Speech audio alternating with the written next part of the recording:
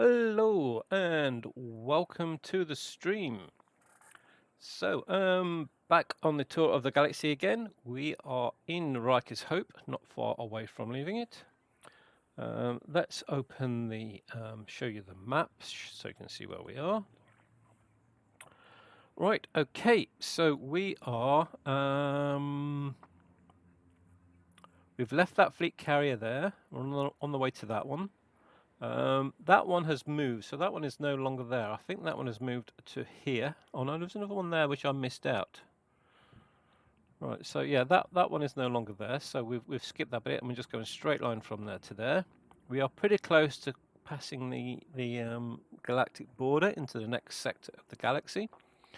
We have about 100 plants to sell when we get there. So hopefully they have Vista Genomics, and we can sell those. Because there has been a price hike on plants.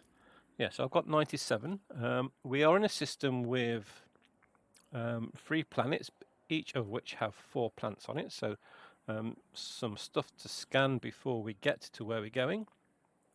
But yeah, so that's what we're doing. So we're spiraling out towards the edge, the tip of this galaxy, tip of this spiral arm. I may stop when I get to Sol and go and join in with some of the anti-Xeno stuff, or when we go past Sol. So yeah, it's not going to be that far to jump into Sol from the planned route. And also there are no fleet carriers in these 2 sectors of the galaxy for reasons, or there's no fleet carriers in the Deep Space Support Array in those 2 sectors, probably because it's close enough to Sol that it doesn't really warrant it. Right, okay, let's get into the game. And I am on the planet.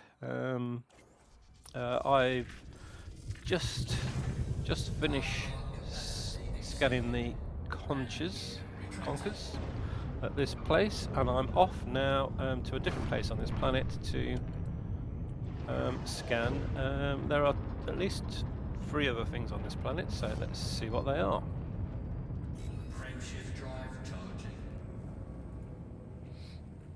4, 3, 2, 1. Engage.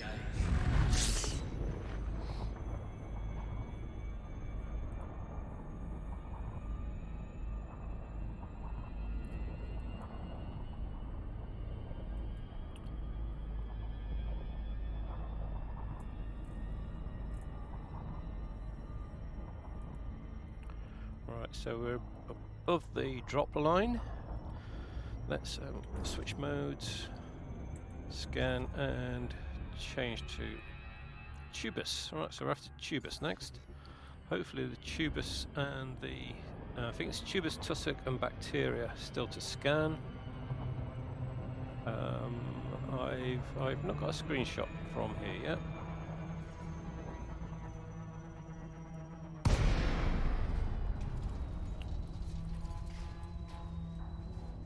Right, so yeah, there are new sounds since update 14.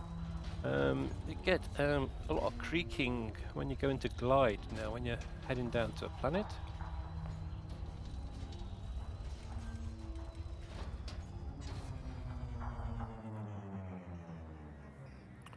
Right, so we're after Tubus and tussock, which largely grow in flat plains, which is what we're looking at here.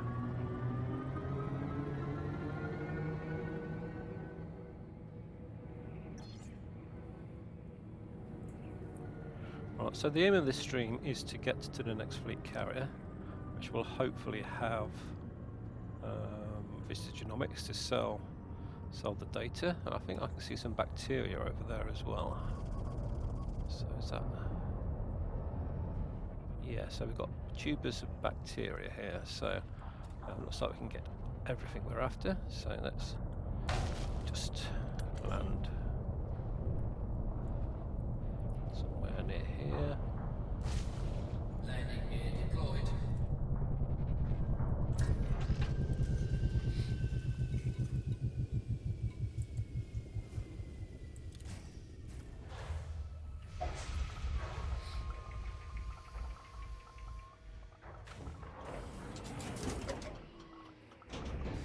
No gravity warning. Right, we'll start with the bacteria, as that's the hardest to find. Drive assist off.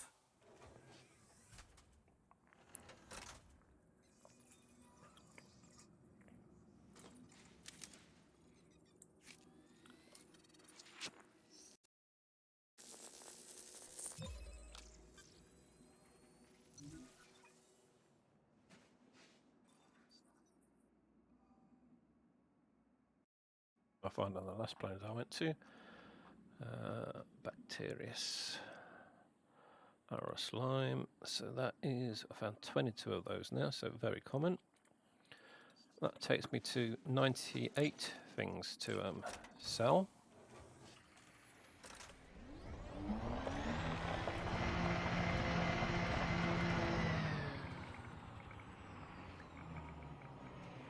Right, so there's some more bacteria over there.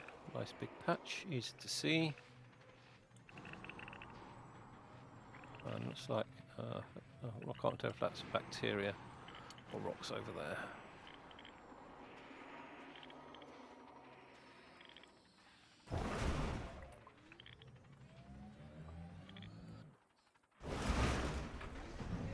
Alright, I've lost it now. Yeah, there it is.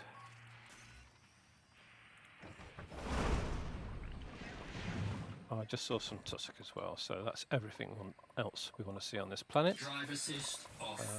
All at this location.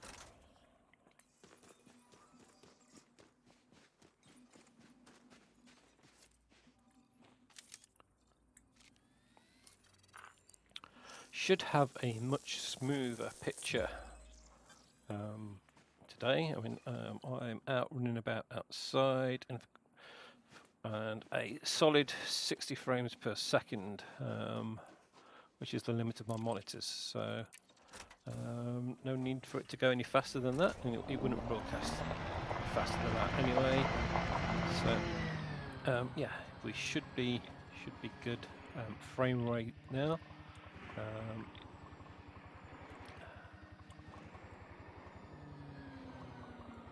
Right, I can't tell if that's some over there or that's just more rocks.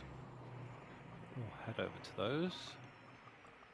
They just have to be right next to some tussock as well, so it'll be straight onto the next plant if it is.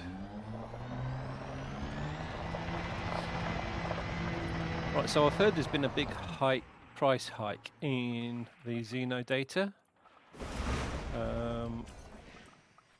Drive assist off. And hopefully, I mean, they're saying it's probably too much, but if it's anything more than 3 times the what it used to be, that's complete. Yes, that's complete. So I can go and get some. Let's get some of the. This looks like tubus canvas and red. Tubus canvas red, I should think.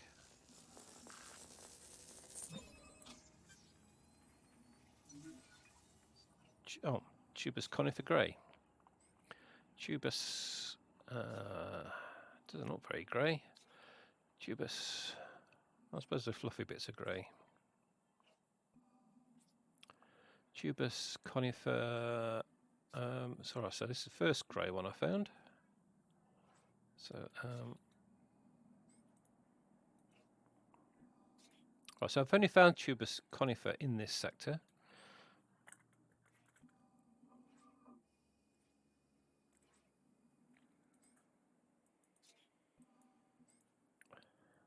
So I haven't got a clue how much they're actually worth.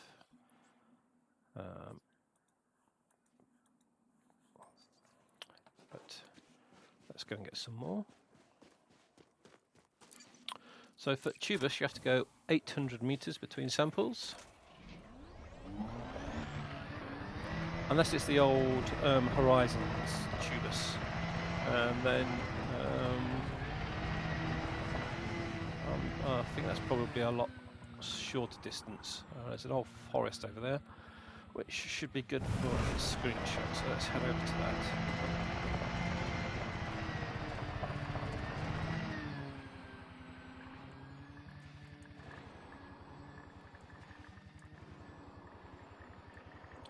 And they also seem to make the thrusting noise for the SRV quieter.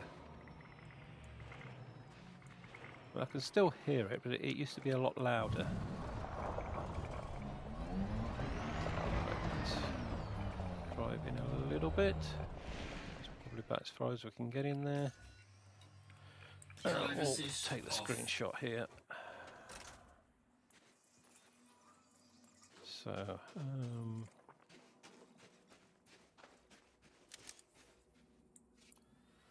screenshot there. Is the sky any nicer in any direction? We've got some galaxy over there. So let's go here. Yeah, that's going to be quite good. And if we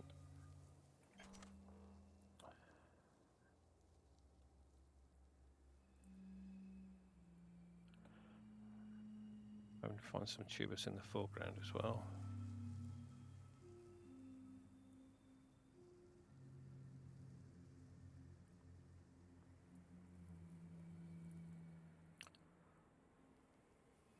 I've just got the SRV and me in the middle there. Right, okay, that'll be the screenshot. It's just 30M though. I wonder what that's all about. Is that how far? Yeah, that's probably how far I am from me.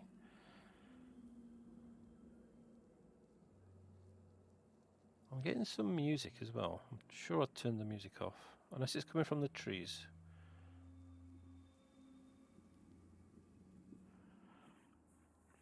Alright, there's a screenshot taken. So I'll save it as always.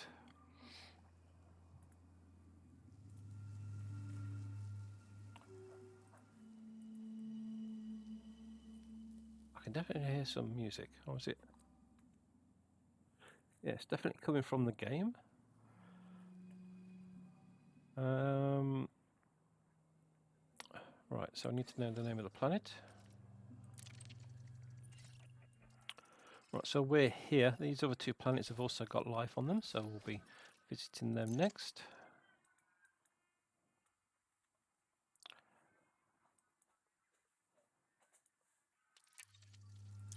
All right.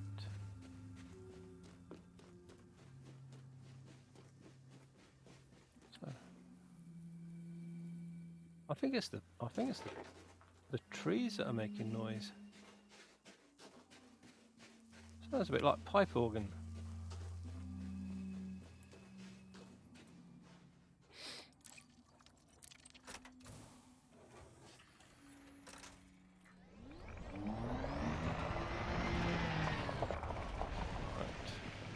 Head back in the direction of the ship. Roughly in the direction of the ship.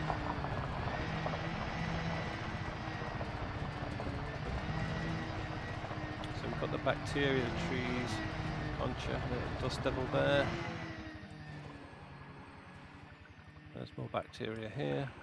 Okay, if we go to those trees over there, they should be far enough from that last lot that it'll count. And then just find a few bits of grass.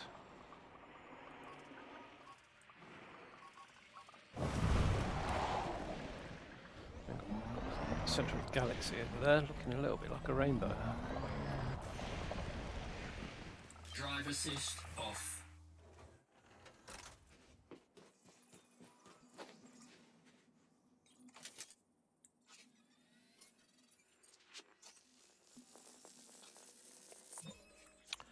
Yeah, I've got the new paint job on the ship. Got that from Commander Cup Unusual Cupcakes stream. Yeah, the main elite streamers all now have the ability to do Twitch drops. I was also watching Orange Phoenix earlier, and he said that all elite streamers can have a Twitch drop of the purple Type 9 paint job. So I'll have to have a look into that, whether it's just to see how that gets turned on. Right, so what we have here. So this is Tussock Ignis Yellow. Again, that's what I found on the last planet too. Tussock Ignis Yellow.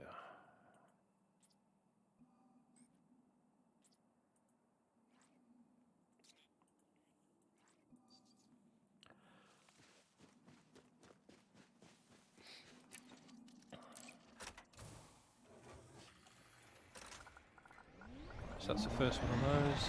We only need to go 150 metres between tussock samples. So the next patch should do.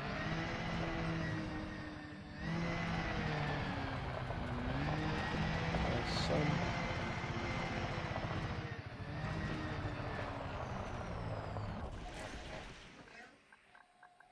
Drive assist off. Actually, it's 200 metres between tussock samples.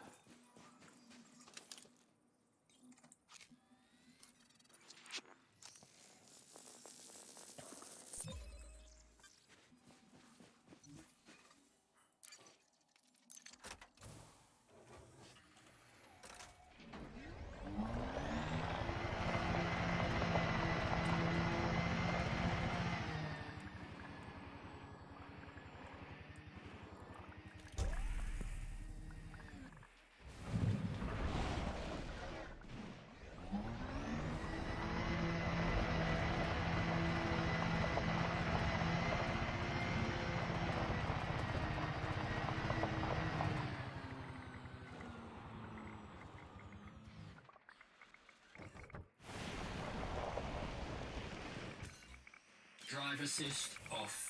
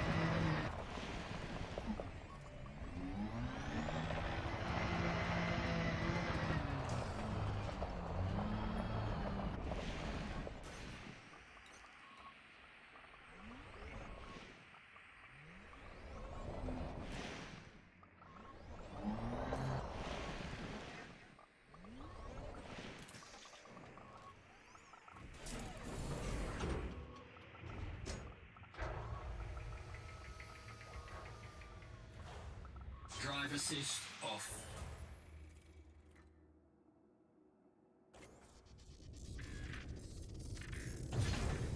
Power plant capacity exceeded. Landing gear retracted.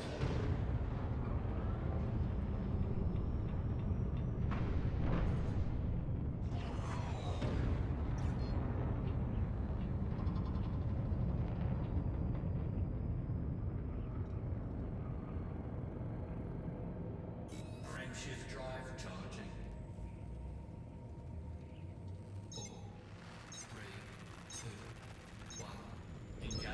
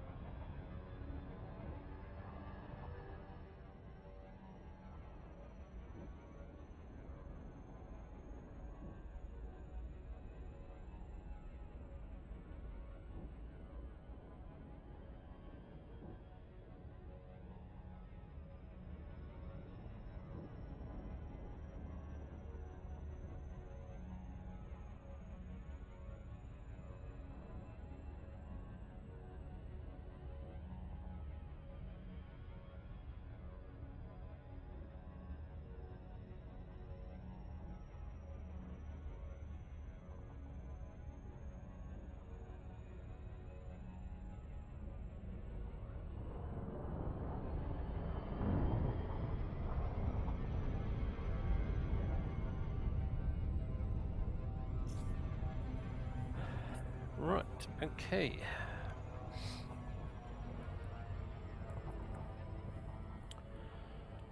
Right, how's the avatar moving? Yeah, it seems to be going okay. He does have some new moves, so they have added a lot of different things for him to do, which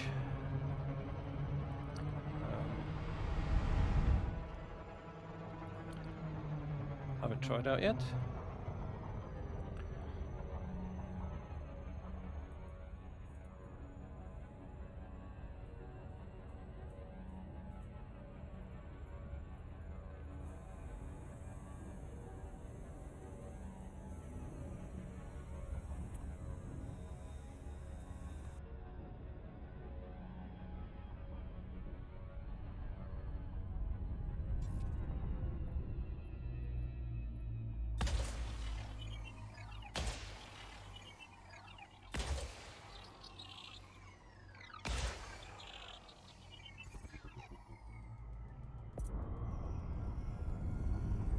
Surface scan by 50%.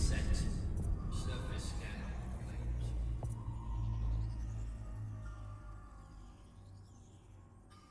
Right, so not quite as widespread life on the last one, but it's bacterium, concha,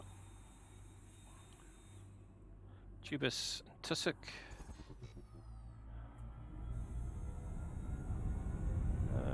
Let's see which one to go for first. So, right, concha's the hardest to find. So we'll go and find some of that first. I always go for the one that takes up the least area.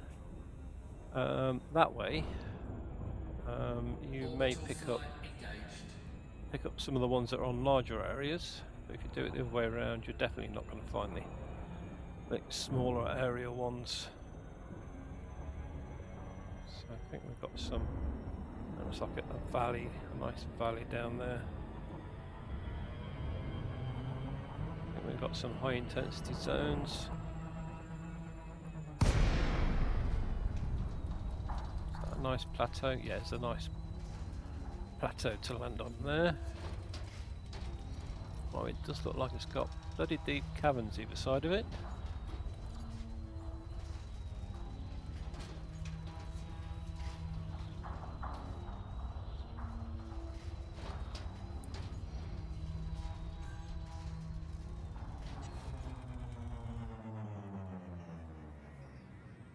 It has got a nice little valley in the top, which is just what concha like to grow in.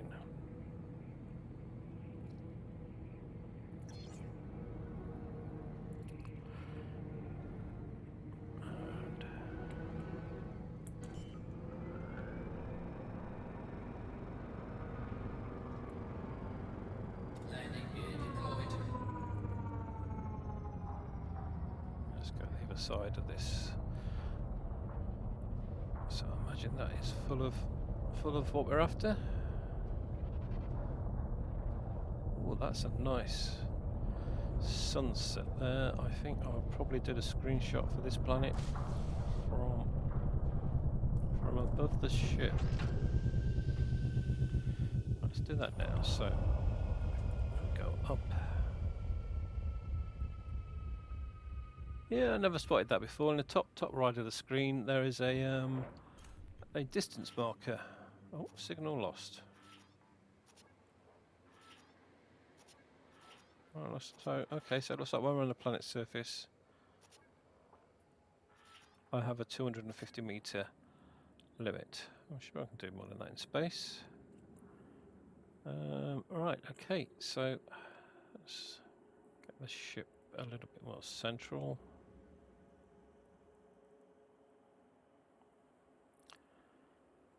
I'll turn the frame rate off because we haven't dropped one yet, and turn the text off. Take a screenshot and back into the ship to save it.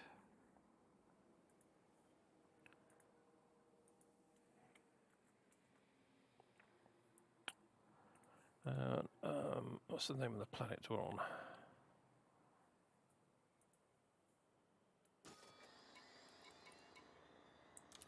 5F.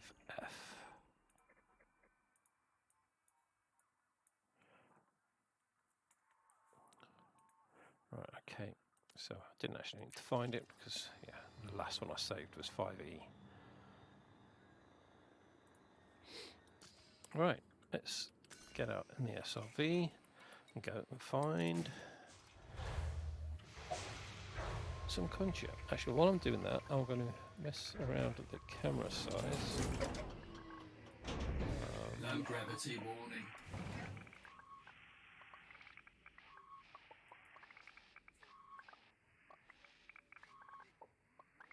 I think I'm clipping my camera. I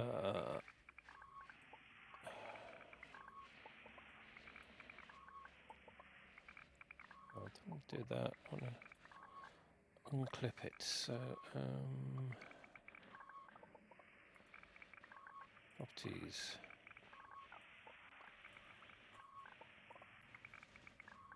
Configure video.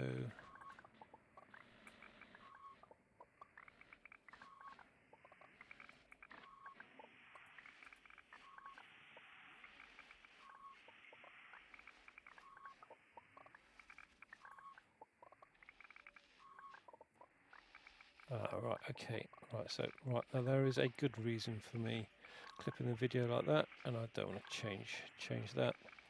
So let's just put that back as it is. Yeah, don't want to have the watermark jumping around me. Right, okay, back into the game and find that valley, the little one, not the huge one. Oh, there's right, got concha there, just driven past some. There's also a also some mining resources there. A couple of planets ago I crashed into it quite hard and I had to use up a lot of limpets to repair.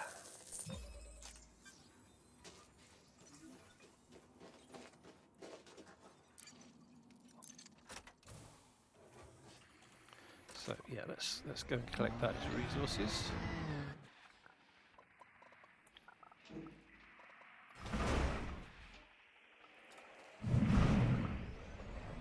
Find them.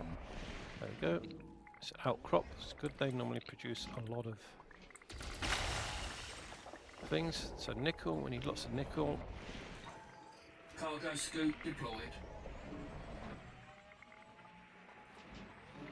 If we can get close enough to it to pick it up.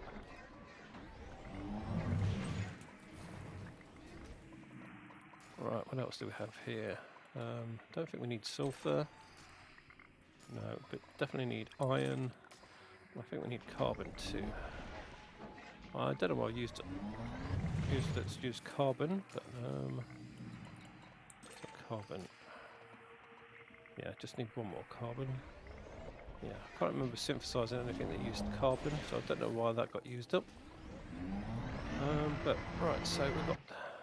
Let's go and find some more. All right, there we go. Some more over there. Hopefully they're far enough away from the first stop. This is only 150 meters for these. Actually, there's some. Yeah, so this is where I normally grow in the shade.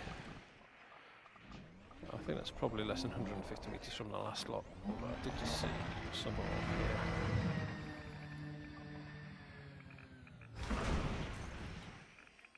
Drive assist off.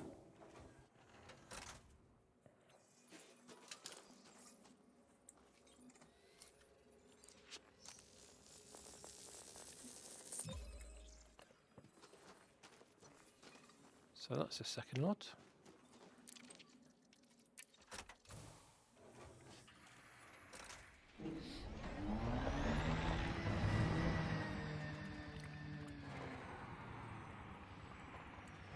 Is that some over there I just saw?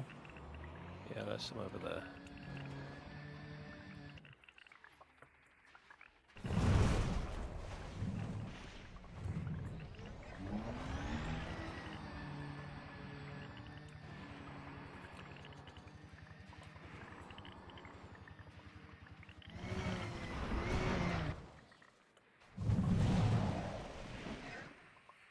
Drive assist I've not off.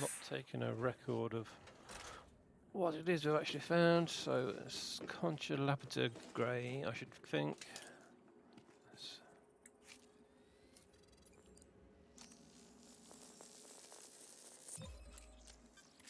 Concha Lapita Grey, yep.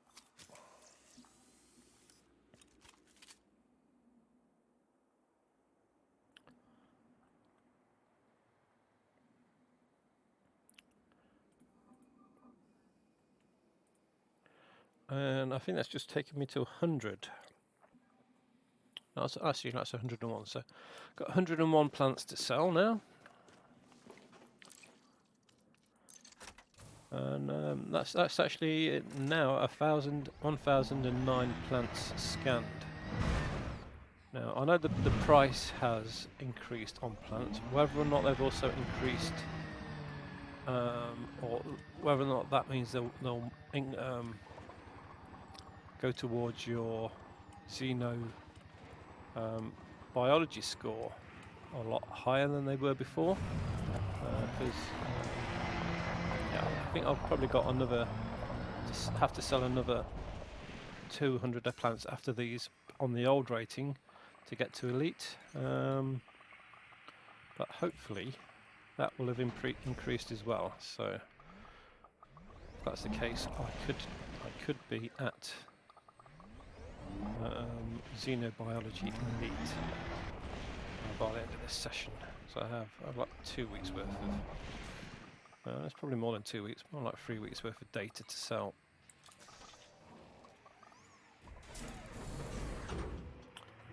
Although I didn't do much last week, collected a little bit.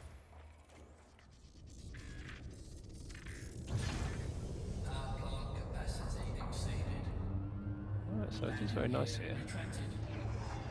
Nice orangey yellow sky.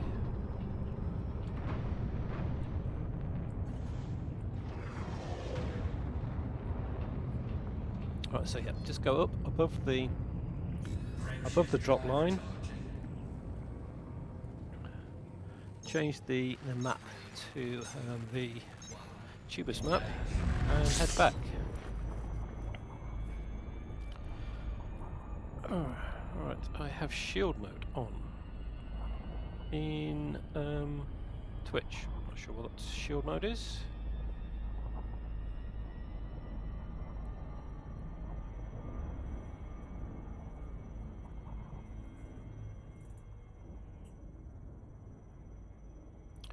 Right, so that's the drop line. Switch modes again. Change it to Tubus. And see where we're going next. Right, so that's got Tubus in high quantities there. Has that also got Tussock? Yes, and Bacterium. So everything we want is there. That looks like another plateau. Green mountains.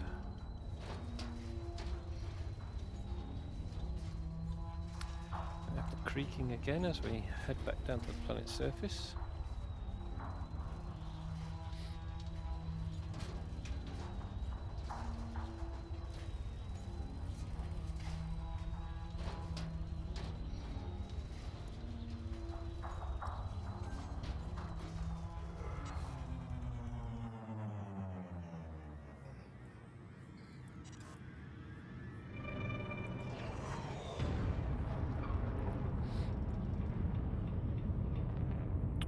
Right, so Tubus, Tussock and Bacterium, all like large flat areas, so we will head to the middle of that large flat area.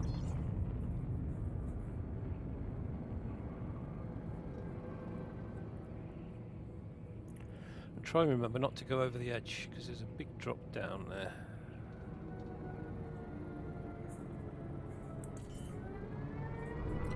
Right, so Bacteria again, so see the Bacteria and Tubus as well.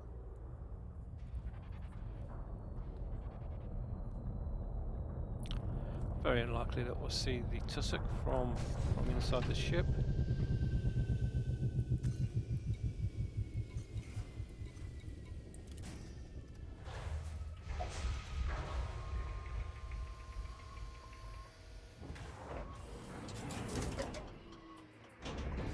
No gravity warning.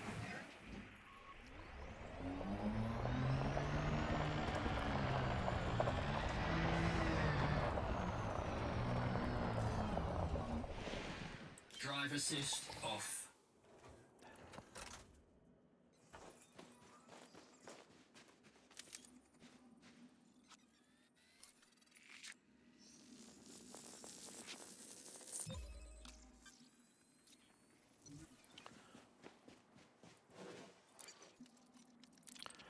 Yeah, I was watching Orange Phoenix's stream this morning. He had showing a very good video which has been made by the Elite community. It's a charity video for special effects. They're a charity organisation that help disabled people access computer games. So yeah, take a look at Orange Phoenix's video, and if you feel like it, donate to the charity. It's a very good cause. I was actually at a conference a couple of years ago with representatives from special effects, and they do very good work. Right, so here's some bacteria, and there's some more. There's some more over there as well. Drive assist off.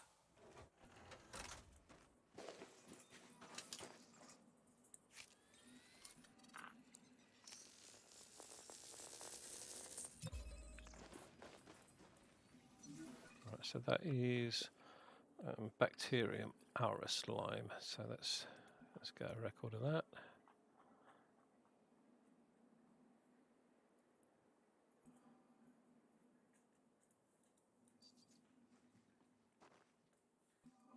Yeah, that purple neon looks very pink when you got light on it. It's a bit more purple in the dark.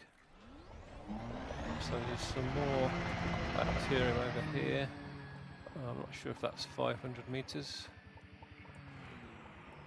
I suspect it isn't. Let's stop out and give it a go. Drive assist off.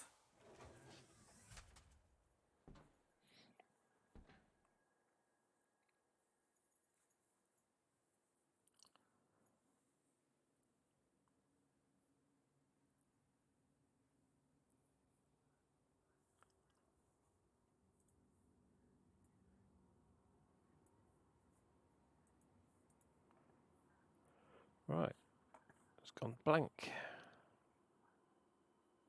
So just switching.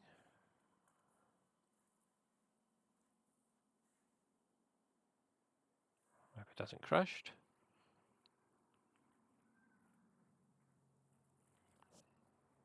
It's been silent too. I think it might have crashed.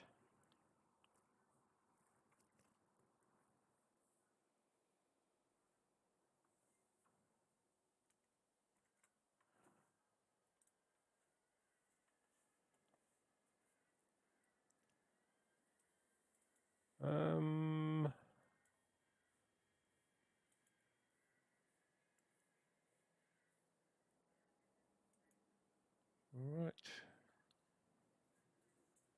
It's using more processor than anything else, so it's doing something.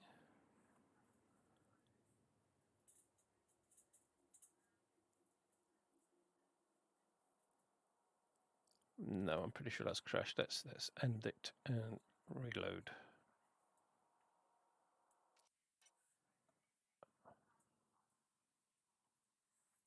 Right. So the instant I ended it, it took me back to the menu. So right. So we'll restart that. Let's have a background. So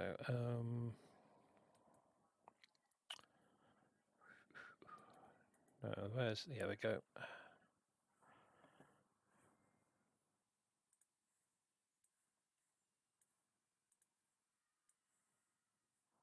Right, last time I crashed.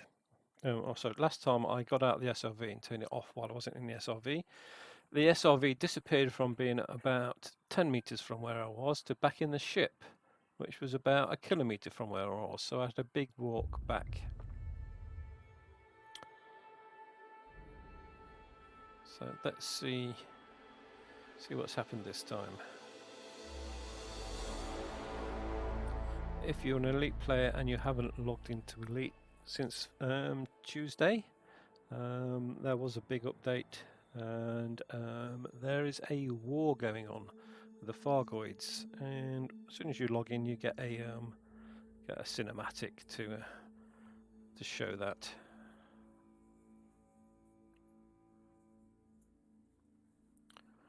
Alright, so and again I think probably all the fire going on in this hangar is representative of that. Right, so we're going back into the game now. And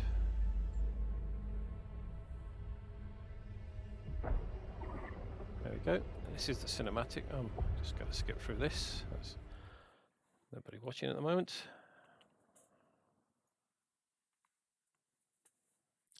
Okay, I'm back into the game. So, right.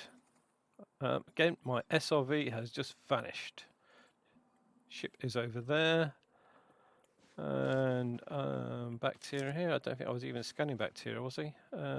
Insufficient genetic diversity. So, right, I'm going to have to walk all the way back to the ship to pick up my SRV.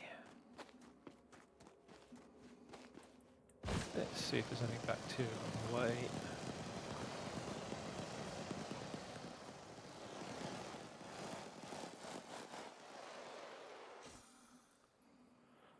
That's one of the reasons why I carry 2 SLVs in the ship.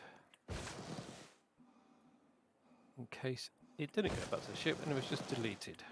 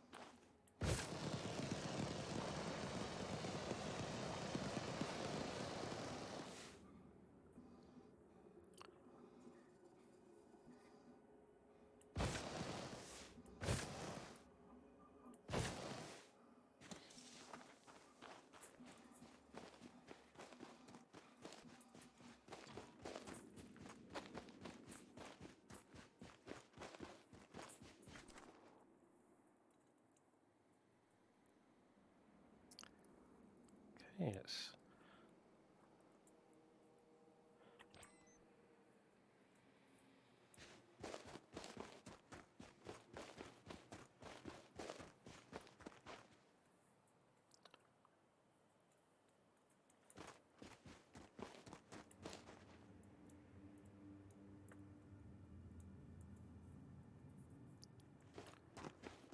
So the button I have on my joystick to fly is the same button that stops me, so I have to use the mouse to fly. Oh, bacterium. I was betting that's too close to the ship for me to scan.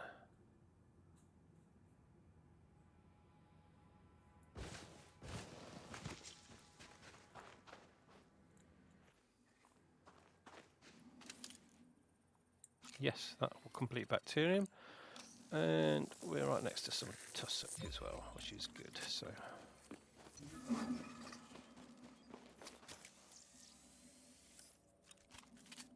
that's complete. Oh, what kind of tussock do we have?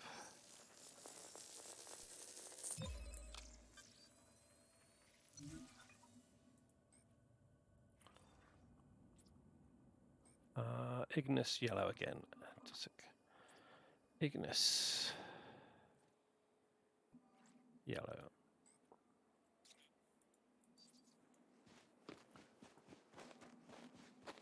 So towards the ship. That is another patch there of tussock. I think this one will be too close to the last lot. I think. Yeah. actually. Let's. Ah, there we go. So right, so the close ones are too close, but these ones are fine.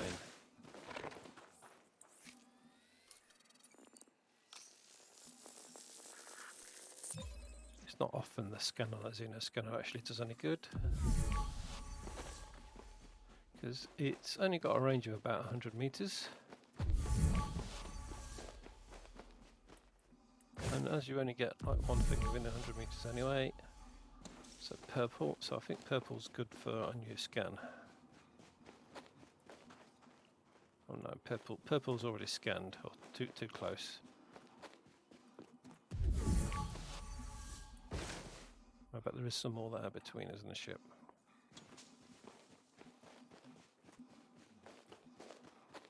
Ah, someone's just joined me. Welcome to the stream. I have just discovered, or this second time I've experienced the bug where if you save the game or you get logged out while you're on a planet next to your SRV disappears. So I'm running back to the ship now to pick it up again.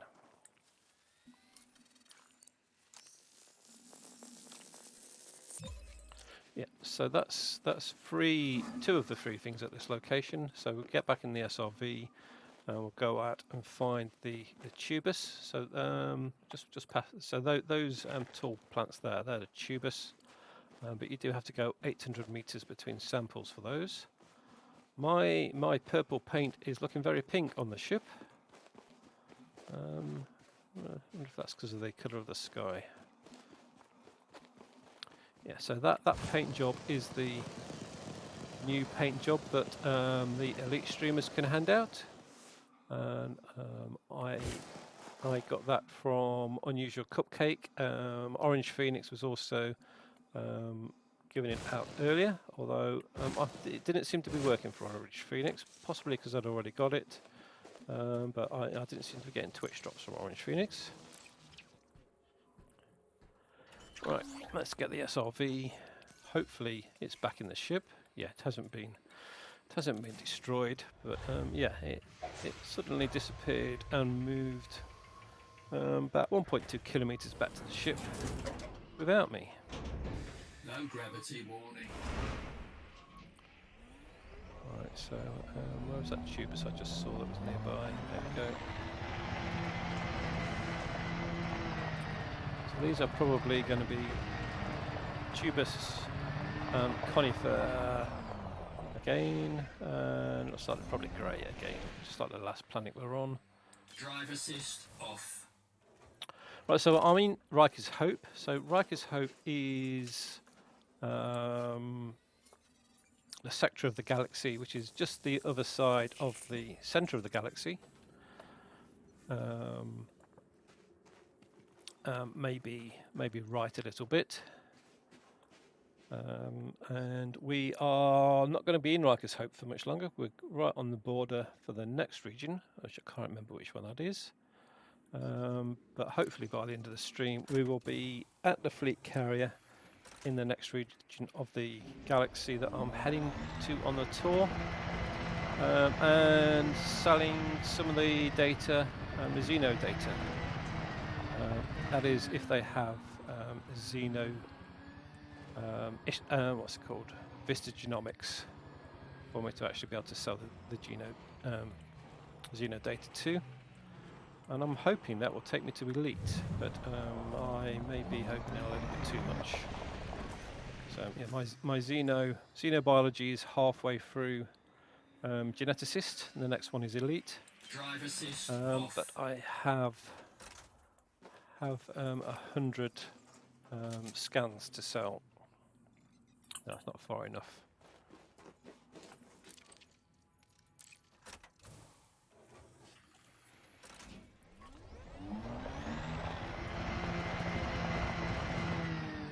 There's some very nice planets I visited today.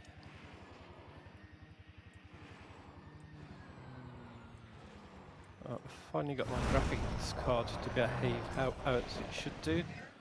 So yeah, I'm getting getting solid 60 frames Drive per assist second off. all the time.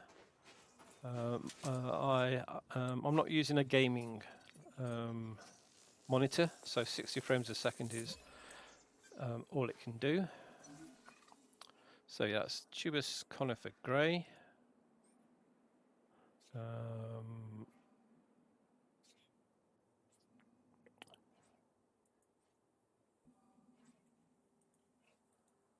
Don't know how much they're worth. I've only found those in this sector, so I've not sold any data on those yet. So we'll see when we get. Hopefully, we'll see when we get where we're going. Find out what they're worth. So I don't think that was going to be 800 meters, but those over there could be.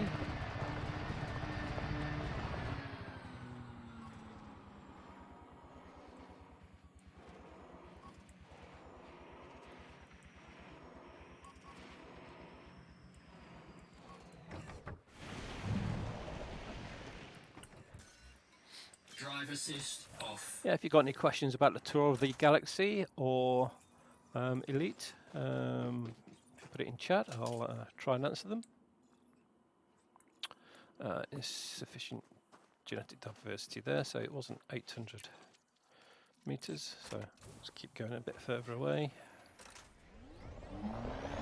I really wish there was some reading in the SRV to tell you how far you are from previous scans, like there is when you're out on foot.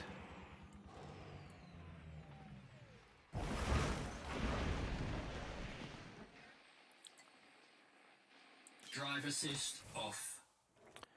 Yeah, so when you get out on foot, if you see the bar at the top says analysing environment, after a while, when it's finished analysing, it will tell you how far you are. So that's 1.7 kilometres, that's how far I am from one of the samples, and 1.5 kilometres from the other one. I do need to be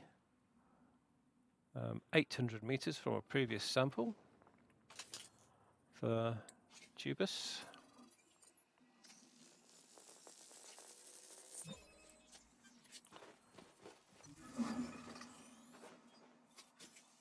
Right, so that's everything on this planet or moon. One more moon in this system to do, which I imagine will be very similar to this one, and then we can start heading towards the fleet carrier again.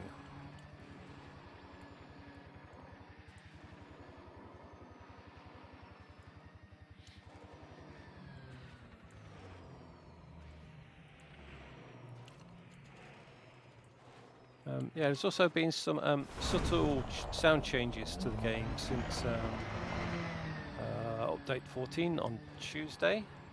One of those is the thruster sound when you're in your SRV is a lot quieter than it used to be.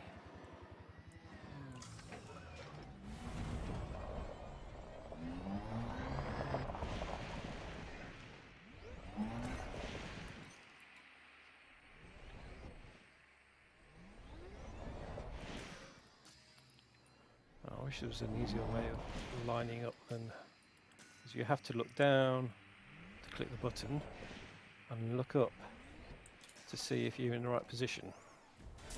It'd be really nice if you had something similar to the landing pad. Drive assist off. Right, so that's planet 5F. Landing gear retracted. Now off to 5G, I think. What's my joystick's finally remembered its programming. Frameshift drive charging. 4, 3, 2, 1. Engage.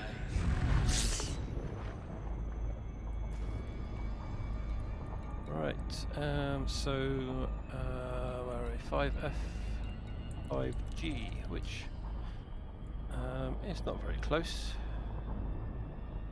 when we left the last planet, they looked like they were the same distance away from each other, or same distance away from the previous planet, but it looks like they're all in a triangle.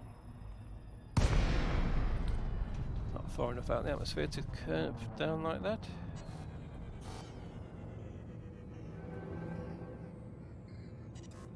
Let's get more altitude before we point the right way. 4, 3, 2, 1, engage. So just having a look to see if anyone's commented on my Facebook or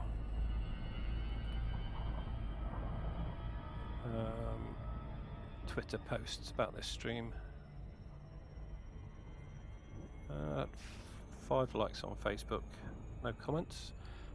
Nobody's mentioned anything on Twitter.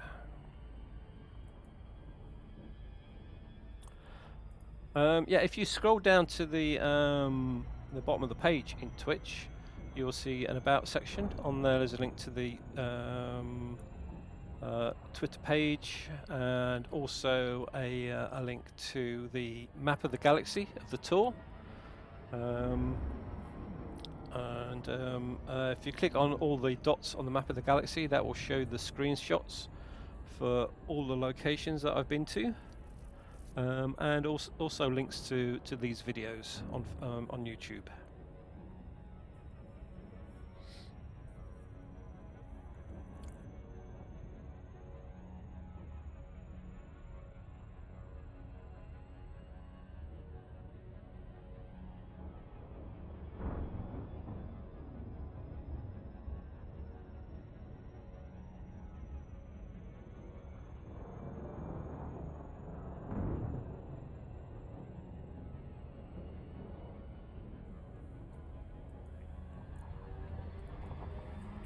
Yeah, so we are around here at the moment.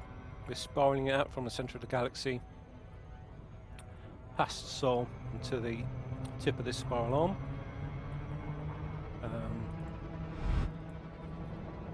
Yeah, so take a look at that and click on some of the links on there to see some of the screenshots. So, and I haven't done any since I was at the centre of the galaxy.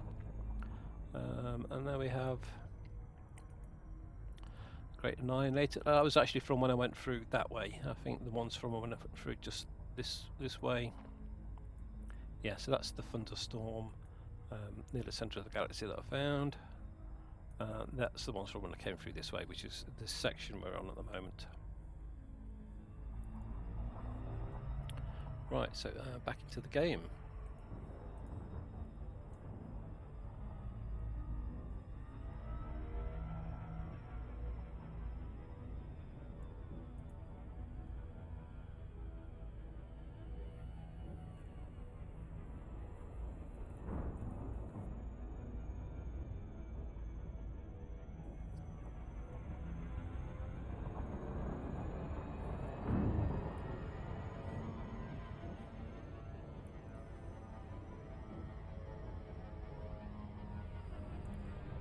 Getting a nice glow around that planet.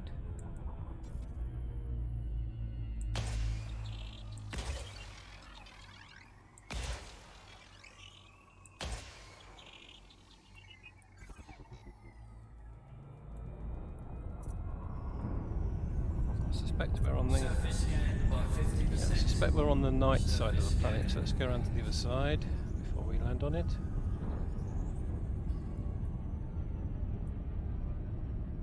Right, so what are we looking at? Right, we've got bacterium, concha in very small locations, tubus, tussock, so same as the last planet, which is what I expected. Let's go and find some concha on the Orbital flight engaged. daylight side of the planet. So there is some high intensity zones there. Spiral down to that.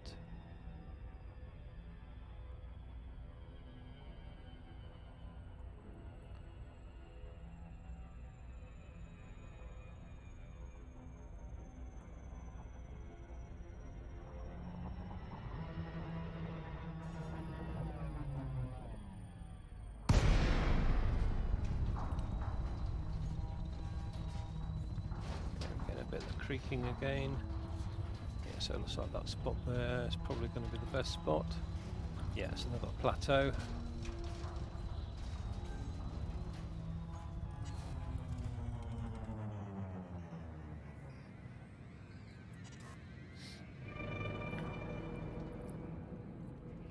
Yeah, Concha seems to like valleys on plateaus. That's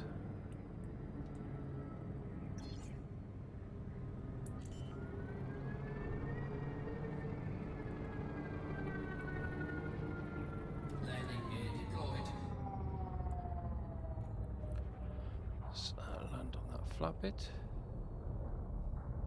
Not big enough to land on. Okay, let's go over here.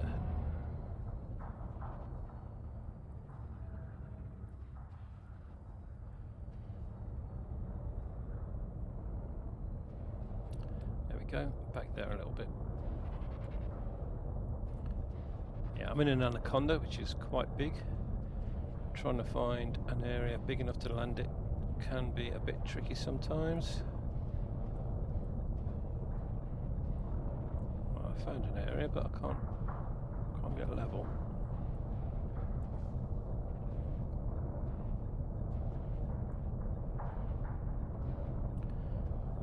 Again, it doesn't tell me which angle's wrong.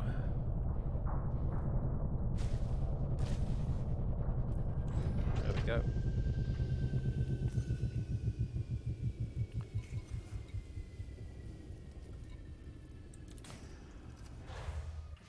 Right, so let's see what I can find here. I'm only really expecting Concha here. Probably going to have to go. Gravity warning. There's one there right under the ship. Drive assist Probably going to have to off. go somewhere else to get the other plant life from this planet, if it's anything like the last two.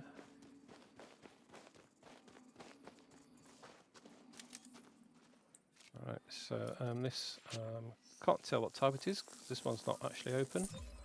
It's probably, yeah, lapidar grey again, same as the last planet.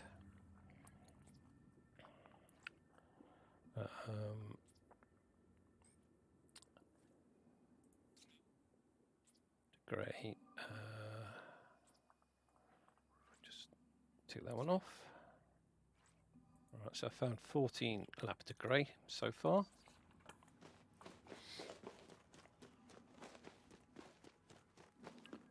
Again, very nice views from here.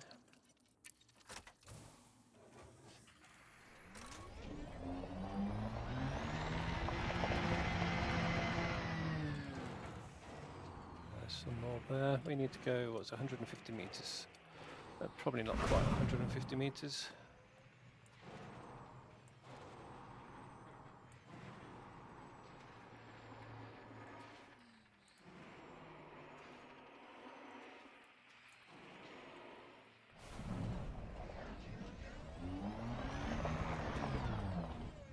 Try not to drive off the edge of the plateau. Occasionally that's very hard to drive back again. Yeah, that's not too deep.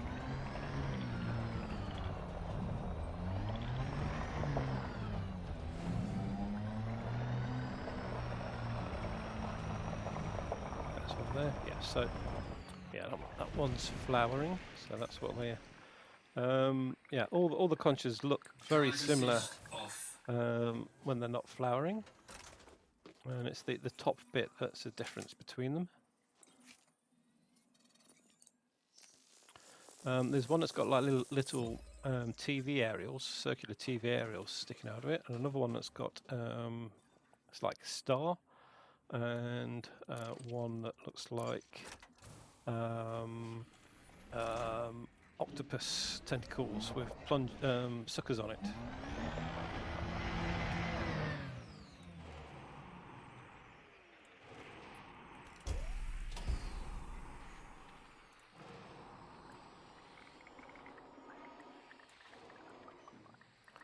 Right, so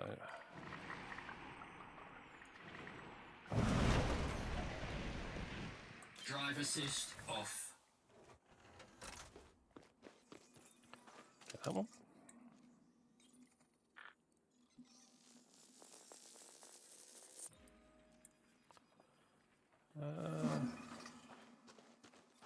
Right, let's do the screenshot here. Right, I'm going to go over here and actually no, I'll probably do it from here. Let's go over here. Get the camera suite out and move the camera.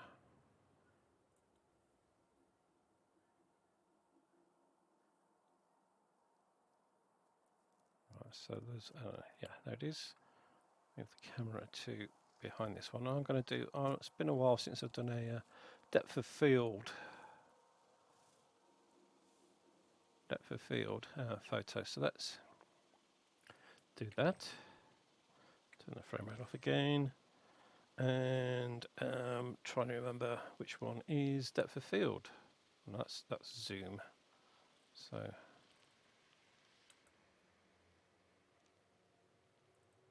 all right, okay, that must have been home.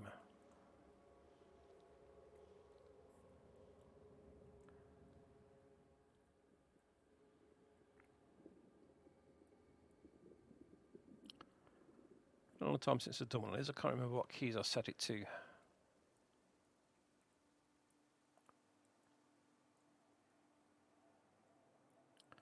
Right, so it must be. I should have turned that back on. It'll tell us. So, right, so that's the focal range, blurriness. There we go. Oh, my wheels look nice and purple when I do that. So, so yeah, you can set the distance. I want to be in focus. So you can see it's quite precise. So at the moment we've got the front of that in focus. If I move that back, the flower at the top will come in focus a little bit more. So I think I'm going to have it like that. Back, just back a little bit.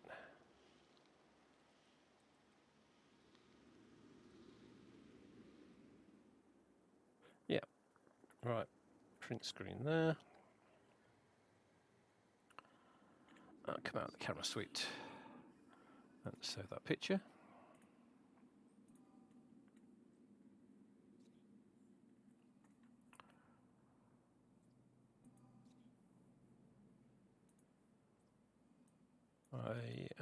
I don't need to go and search the Galaxy system map to find out what it's called, because I know we're on planet G and I did a screenshot from the last planet. So yes, so is that? I think that's all of those now.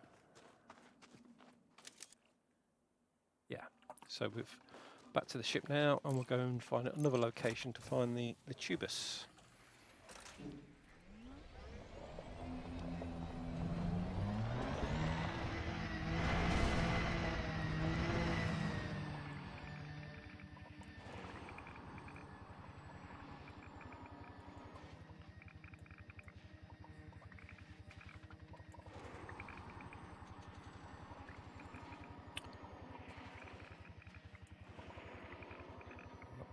Quite heading in the direction I want to be going in.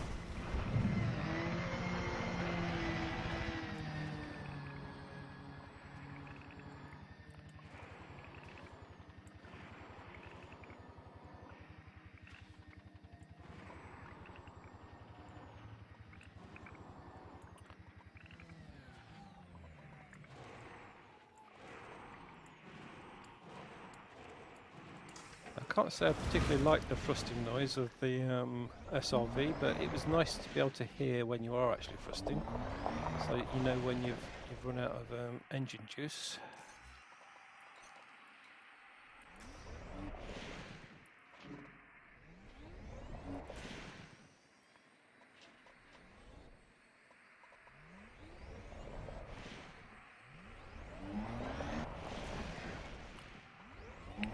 So it seems a lot harder to line up with the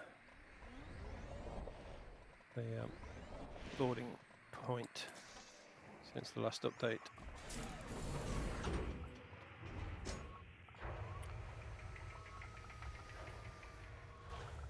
Drive Drive assist off. Alright, so we'll go up into orbit, or low orbit, just above the drop line. Change the filters to tussock and find a new location.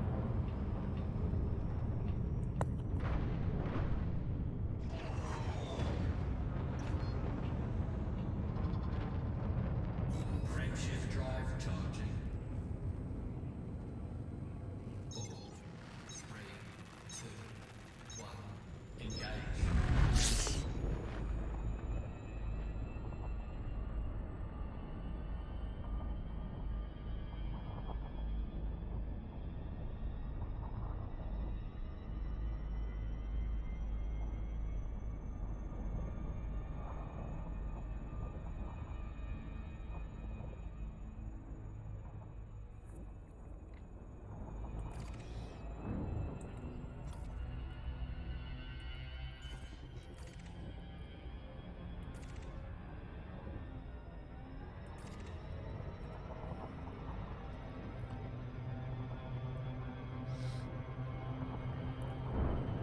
So it's a large area over there. Can we get a little bit closer to it? No, let's get a bit closer before we dropped out.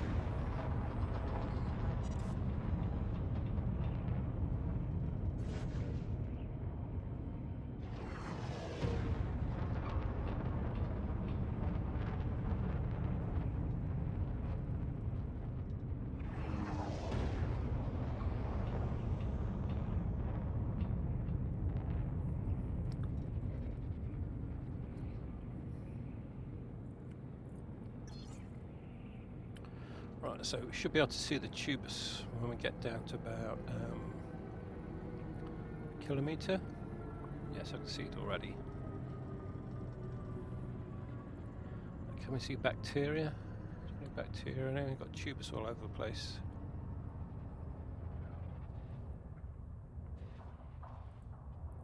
Not seen any bacteria yet.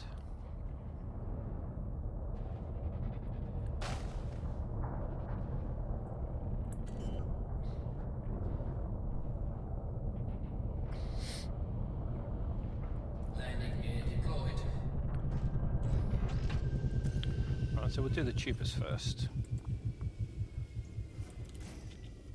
And if we see bacteria, we'll do that. If we don't see it, we'll just do the tussock and then leave. Low gravity warning.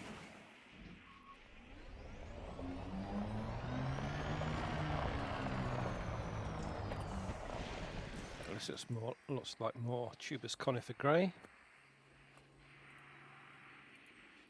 Drive assist off.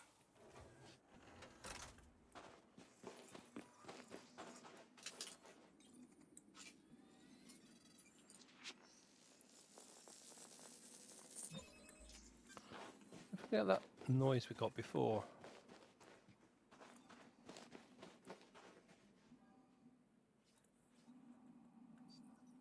Yeah, so it is tubus conifer grey. Yeah, I was in a forest of tubus conifers earlier in the stream, and it sounded like whistling pipes, like a pipe organ. So I was wondering if that was actually being generated by the trees.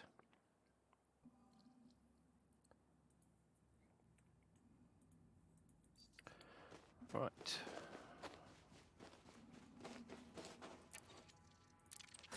Let's go and have another look. Oh, well, let's see if we can find a big forest.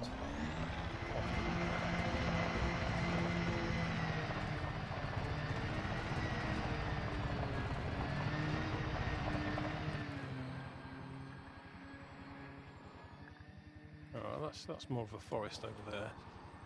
Nowhere near as big as the one I saw before, but we've got bacteria here too, so that's good. So let's head to that forest up and down there.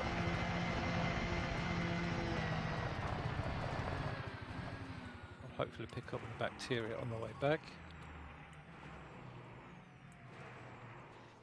I think these will be far enough for the next sample.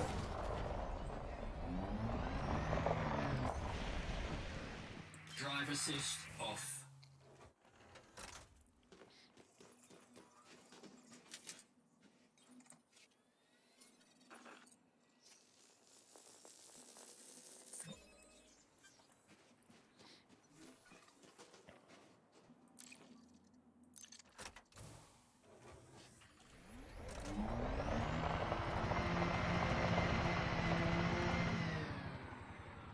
Yeah, just driven over some tussock there, so yeah, everything we're after is here.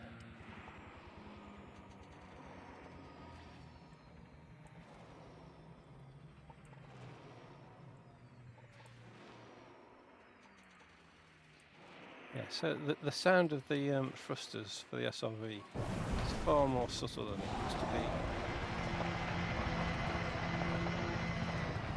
So we'll get out and go into the middle of these, see if I can hit that pipe Drive assist off. noise. Again, it may be dependent on local wind conditions. There was wind on the... it's crashed again. Pretty sure that's crashed again, which means a long walk back to the ship. Actually, this time I'll call the ship. Right, give it a few more seconds.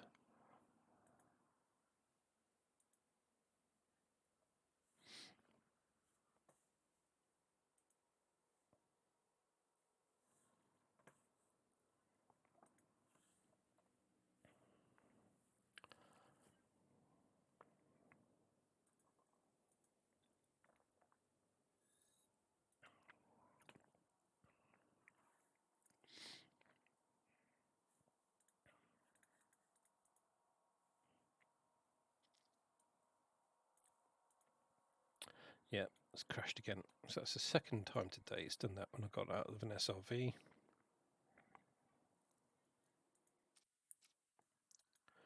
And as soon as I close it, it takes me back to the main menu, which is precisely what happened last time. Right, okay, let's log in again.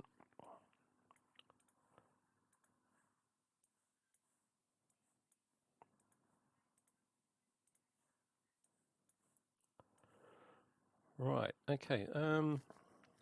While it's logging again, let's have another look at the map, and I'll talk a little bit about the tour of the galaxy while it's doing that.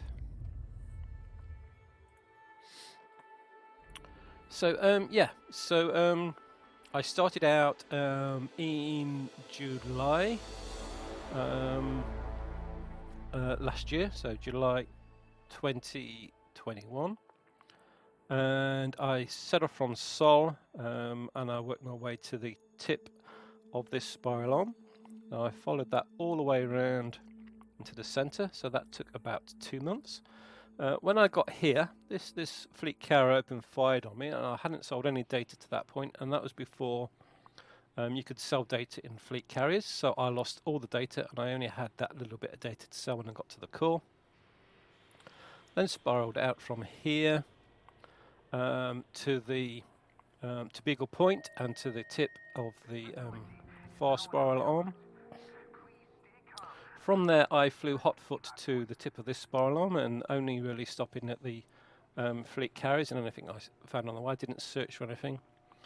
And then from here I went following the fleet carriers along the spiral arms all the way into the centre of the galaxy. I reached Colonia at the 1 year anniversary.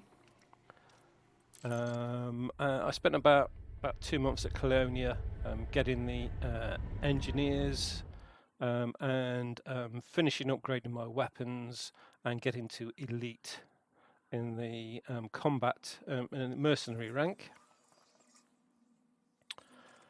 And then from there, I went into the center of the galaxy, which only took about a week to get from Colonia to there, if that.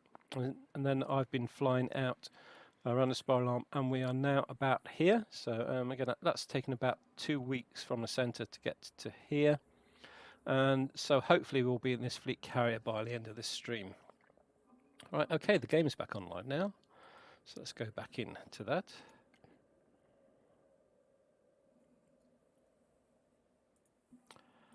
Alright, and as I suspected, SRV has disappeared again. I'm miles away from the ship. Actually, let's dismiss the ship and we'll recall the ship when it's gone. So, yeah, I'm not walking all the way back to the ship again.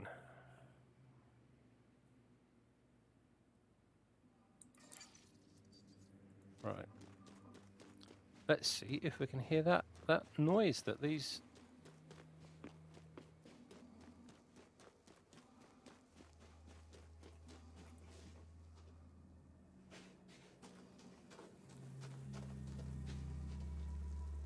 Right, I can hear something, although...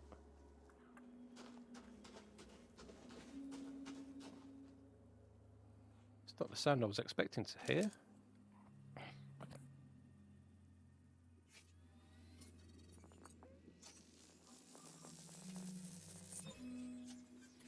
Ah, there it is. Sort of pipes. It's a lower frequency than it was on the last planet. Maybe the wind speed's different. But yeah, these seem to make a noise. Right, let's recall the ship.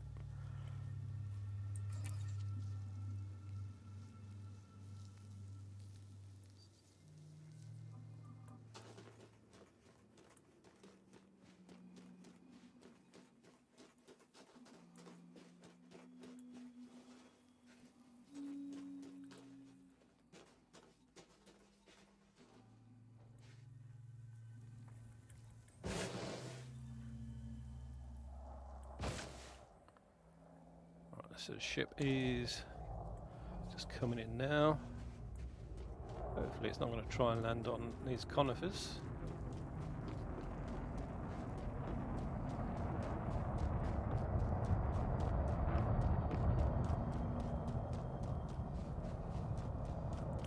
Last time I got the ship to land by itself, it landed me with a huge, great big rock right underneath the port for the SRV.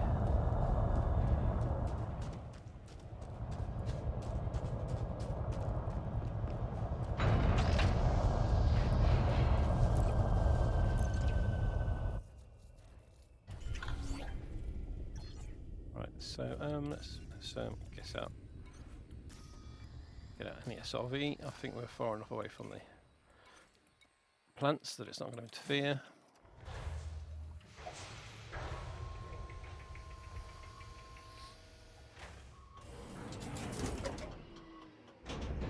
Low gravity warning. Right, so I'll now drive off and see if we can find some bacterium. I know it's here, I've seen it.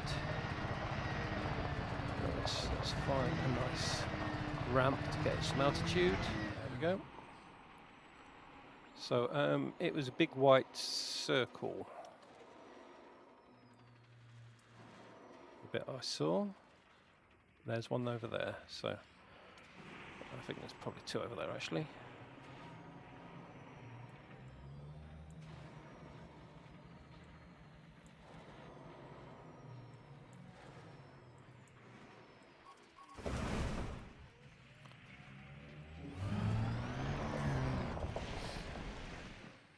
Drive assist off.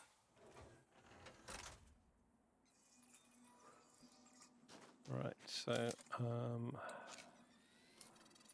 what we're looking at here.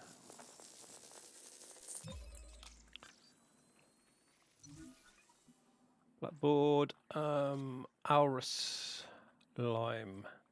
Oh, sorry, not blackboard. Bacterium Aurus lime.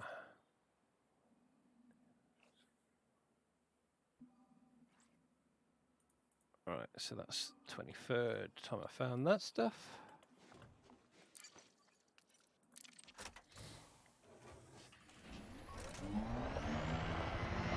No need to keep near the ship. We're in a large flat area, so the ship's not going to have any problem landing anywhere. There's some there. It's probably too close.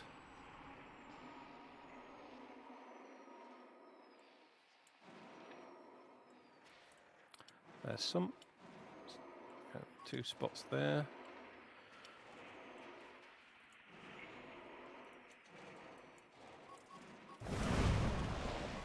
Right in the middle of a lot of grass. Drive assist off. That's the ship taking off, so we've exceeded the 2.5 kilometre limit for the ship.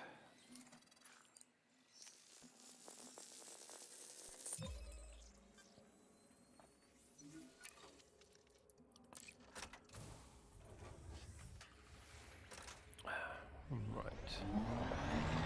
Doesn't really matter what direction we're going, just going to find a nice ramp. Hit that at speed, get some altitude. Go and find some more bacterium. And a spot there directly in front of us.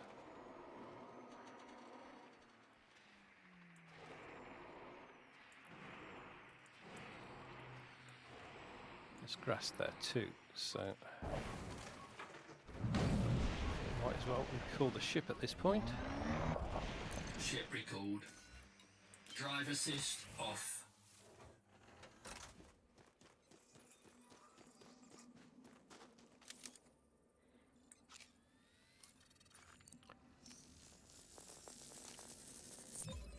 So I think that's the sample complete for the bacterium. Sample complete, yes. We're nice and close to the grass. So see what kind of grass we're looking at.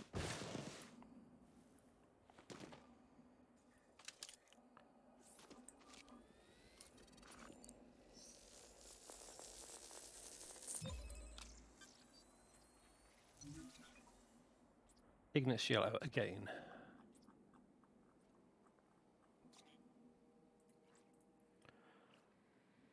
That's the 5th one of those. So previously that was worth just 130,000. Hopefully it's worth considerably more than that now.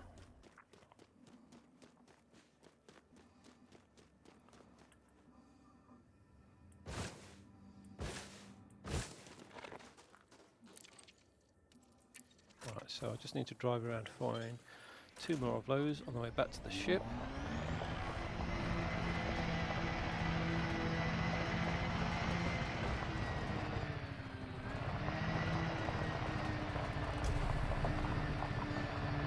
Having night vision on is good. It helps you spot those even if it's not dark. So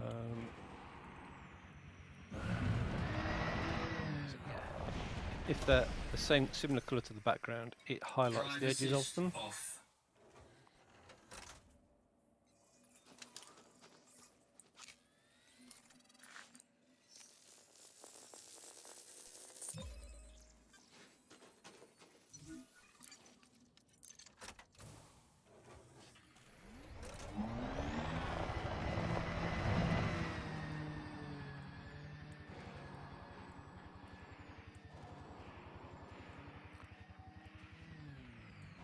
Right, well, I'm hoping there's going to be some more grass near the ship.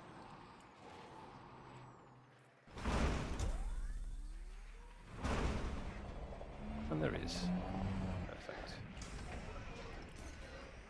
Drive assist off.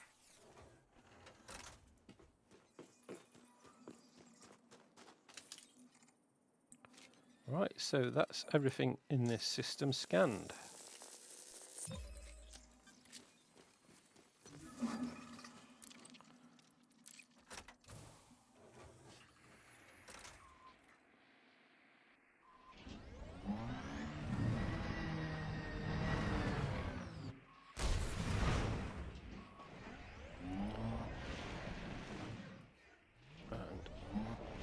Try and line up.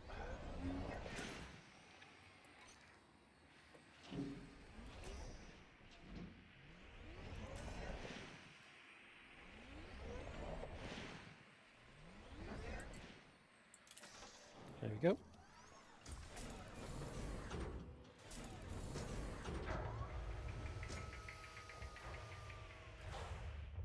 Services off.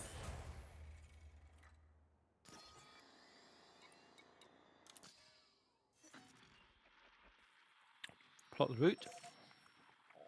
Right, so it's 30 jumps to the fleet carrier.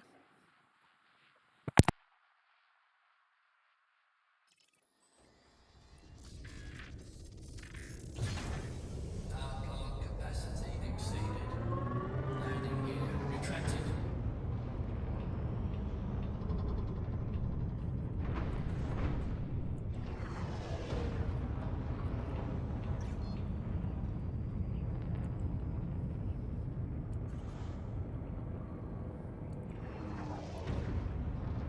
Frameshift drive charging. Right. 30 jumps will normally take about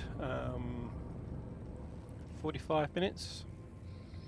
So, yeah, if we don't find anything between here and the fleet carrier, it'll take 45 minutes. If we do find stuff, depending on what we find, it may take longer. So the carrier we're heading to is Hayholt. JZQGXZ, and that is just the just in the side of the next sector of the galaxy. Right, so 25 bodies in this system.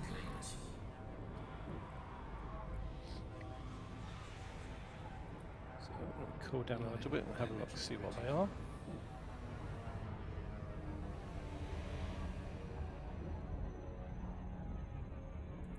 There we go.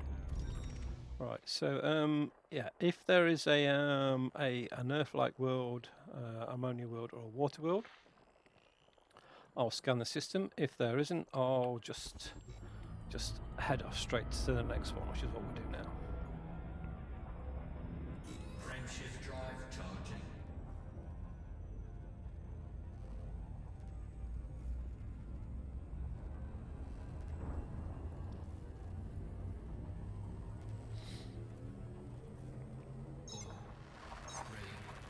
Yeah, so the ship we're in is an Anaconda. It's fitted up for long distance exploration. It's got a jump range of about, I think it's about 78 light years,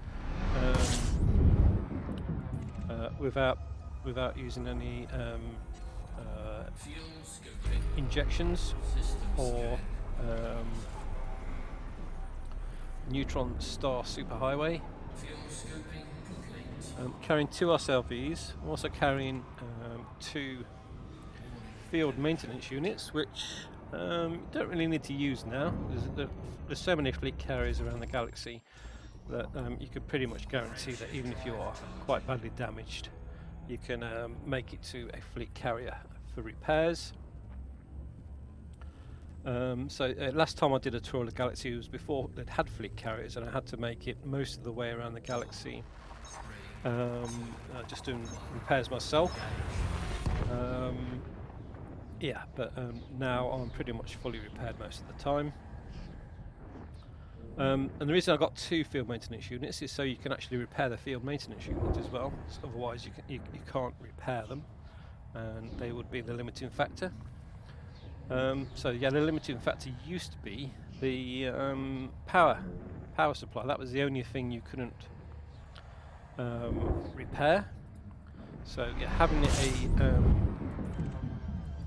a reinforced power supply is used to be a good idea for long distance exploration. I don't think I've had any modules on the ship go below about 70% during this tour. Also carry hull maintenance or hull repair limpets. I have had to use those a few times, but I don't carry the limpets with me. I just synthesize those as needed, which is why occasionally I have to go and restock on nickel and iron on planets.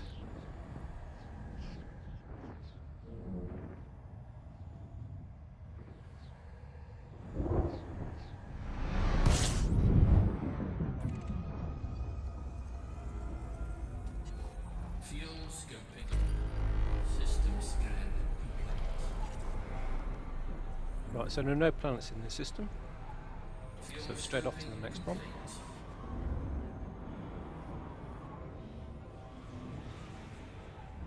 Warning, temperature critical.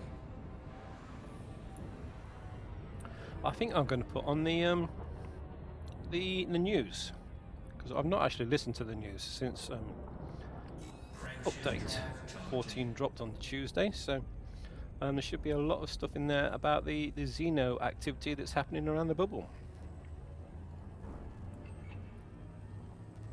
New maelstroms increase Thargoid. 3, 2, 1, engage. Conquests. Pilots Federation alert. 2 more rogue signal sources have reached human space, wreaking similar destruction to the Taranis maelstrom. The intra-anomaly arrived in the HIP-0567 system, with the LIGO anomaly slowed to a halt in HIP-8887 Fuel scoping. the maelstrom. System scan complete. As these entities have been classified, Fuel scoping complete. both manifested as enormous gaseous clouds. These are known to be extremely hazardous to many ships. Frameshift drive charging. Venturing too close, but the nature of what lies within remains unknown. As with Taranis, each new maelstrom preempted staggering numbers of Thargoid vessels flooding nearby populated systems. 4, 3, 2, 1, engage. Recent reports indicate that the alien fleets have completely dominated 9 systems in proximity to HIP 20567 and none close to HIP 8887 starports. Settlements and outposts have all been devastated or abandoned, with the total number of casualties unknown. The Fuel scoping. considerable. A total of 16 systems are currently facing active Thargoid invasions and are transmitting Fuel scoping complete. emergency calls for assistance. Rescue Warning, temperature critical. ships have been designated as the gateway destination for refugees. The superpowers have also positioned anti-Xeno capital ships to defend allied, federal and imperial territories that have been invaded. Frameshift drive charging. Public media channels have expressed grave concerns about the remaining rogue signal sources, which are en route to the core systems. It is expected that these will establish 5 more maelstroms. 4, 3, 2, 1, engage. Each generating a new wave of Thargoid forces. With the combined death toll rapidly climbing, civil and military authorities alike are scrambling to implement a suitable response. Right, so yeah, a lot of news there of the Thargoid invasion of the bubble happening. Welcome to the stream if you've just joined us. We are touring the galaxy and currently about to head out of the Ryker's Hope sector of the galaxy and heading towards the we're not actually heading towards anything at the moment apart from a fleet carrier which is in the next sector of the galaxy. Oh, overheating a little bit there. Yeah, so I'm not quite sure what the name of the next sector of the galaxy is.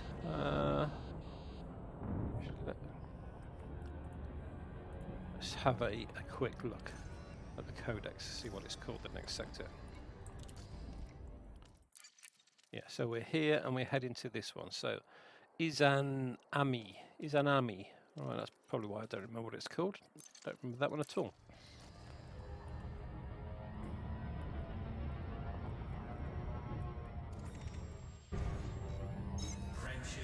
Right, let's continue with the news for a little bit. Yeah, 22 jumps to get there. Havoc as Thargoids overrun multiple systems. Pilots Federation alert. 3, 2, 1, engage. 9 systems have called for help against massive Thargoid attacks intent on wiping out civilian populations. Ernesto Rios, field correspondent for Vox Galactica, reported the arrival of what military scientists have labeled the Taranis Maelstrom has brought terror and carnage Fuel scoping. to millions. As soon as the rogue signal source arrived, Local inhabited systems became flooded with Fuel scooping complete. enormous numbers of Thargoid vessels. 6 populated systems close to Hyades sector FBN B76 were rapidly overwhelmed, while another 9 systems in the region are currently facing full-scale Frameshift drive charging. invasions. I've traveled between several of these systems and seen for myself the horrific loss of life.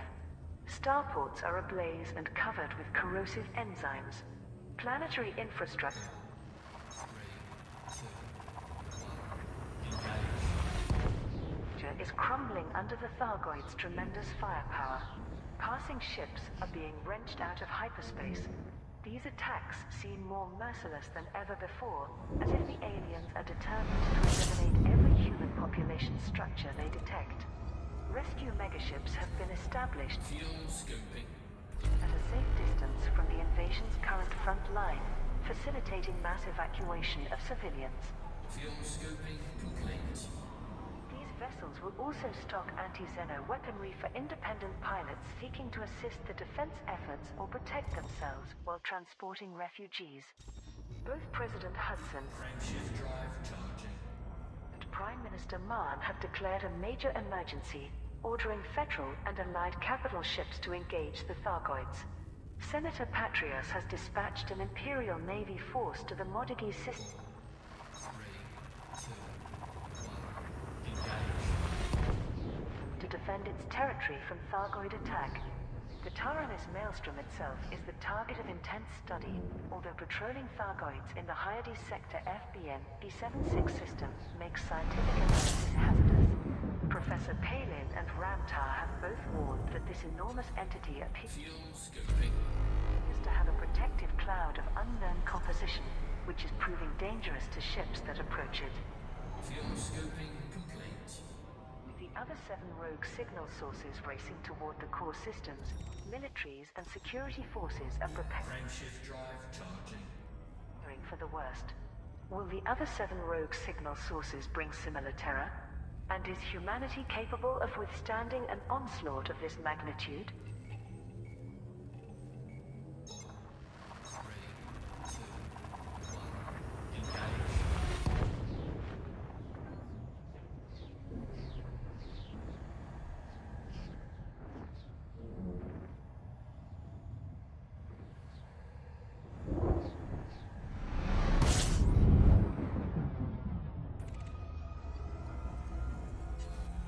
Fuel scooping.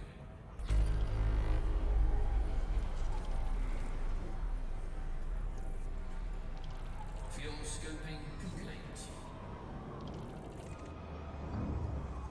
Warning, temperature critical.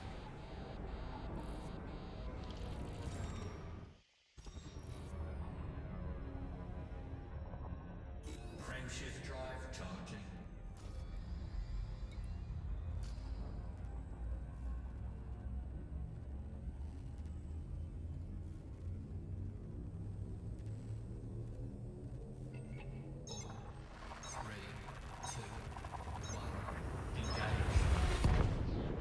Vista Genomics boosts biodata payouts. Pilots Federation alert. The exobiology company Vista Genomics has increased payments for genetic data collected by independent pilots. Dr. Klaus-Peter Sonic, one of the corporation's research directors, outlined the changes Fuel scooping. in a press release. Public and corporate interest in xenology-related fields remains high, but recent Thargoid aggression has increased Fuel scooping complete. the risk in collecting of such data. Vista Genomics is well placed to incentivize the continued collection of samples. Therefore, we can officially confirm that substantially improved financial rewards will be offered for all genetic data submitted via our outlets. We are also aware of many civil and military projects focusing on the Thargoids, Frameshift drive charging. a species that makes extensive use of biomechanical technology. There is enormous value in gathering as much exobiology data as possible to provide comparative baselines for anti-Xeno research efforts. 3, 2, 1. Engage. Commanders can use the genetic sampler tool to acquire genetic data from various species of alien flora found on planetary surfaces. This can be sold on the concourses of ports, megaships, and fleet carriers which have an active Vista Genomics vendor. In other news, Sirius Corporation has announced that its Right, so yeah, that last bit of news was the bit that we are investigating today, and that is by how much has Vista Genomics increased the price for scanned plants. We have a water world or possibly Earth-like in this sector, so let's see what that is. Yeah, so I'm hoping the next fleet carrier's got Vista Genomics on board, so we can sell some of that data. In the Frontier stream, they did comment that they may actually reduce the payouts for the data in the future if they think it's been too much. So yeah, I'm going to try and sell as much as data as I can as quickly as possible in case the price does drop again. But what do we have in this sector, or in this system? Yeah, so I'm looking for planets with features of biology.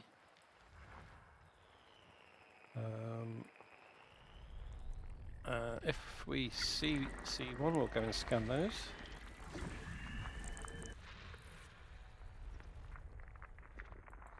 And I will also, oh, so there's biology 1 there, so that is on B4A. B4A 1. So we'll go and scan that. When there's just one, it's most likely just bacteria. Occasionally you get stratum or fonticula on those planets. But yeah, if it's just one, it's normally bacteria, 9 times out of 10. Oh, it could be a one of the horizons things, or crystal shards as well. They tend to appear on planets by themselves. But you'll recognise those because they're planets without atmospheres. Although I have found crystal shards on planets with atmospheres as well.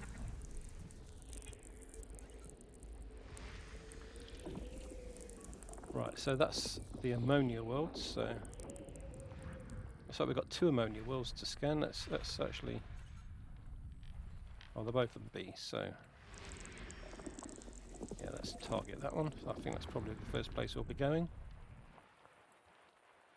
Right, so we need to find 5 more planets. There's one of them. That's probably the. No, it's not a gas giant. Right, metal world. Right. It looks like we're okay for things behind the sun. That's the gas giant. We'll probably find it has a couple of moons. No, it doesn't.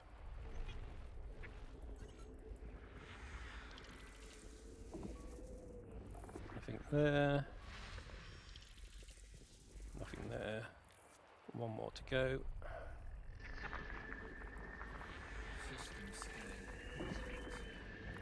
Right.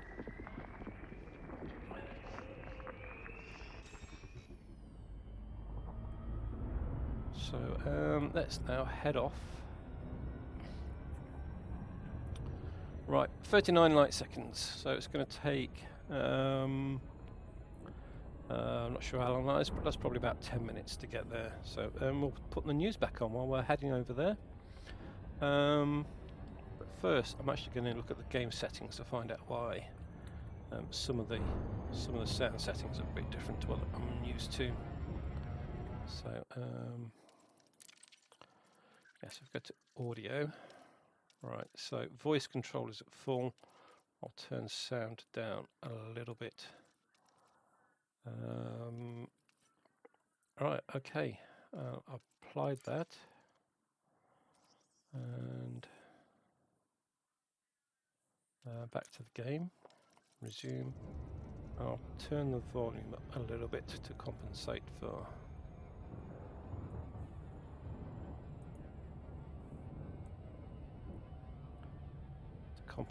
turning the sound down in game.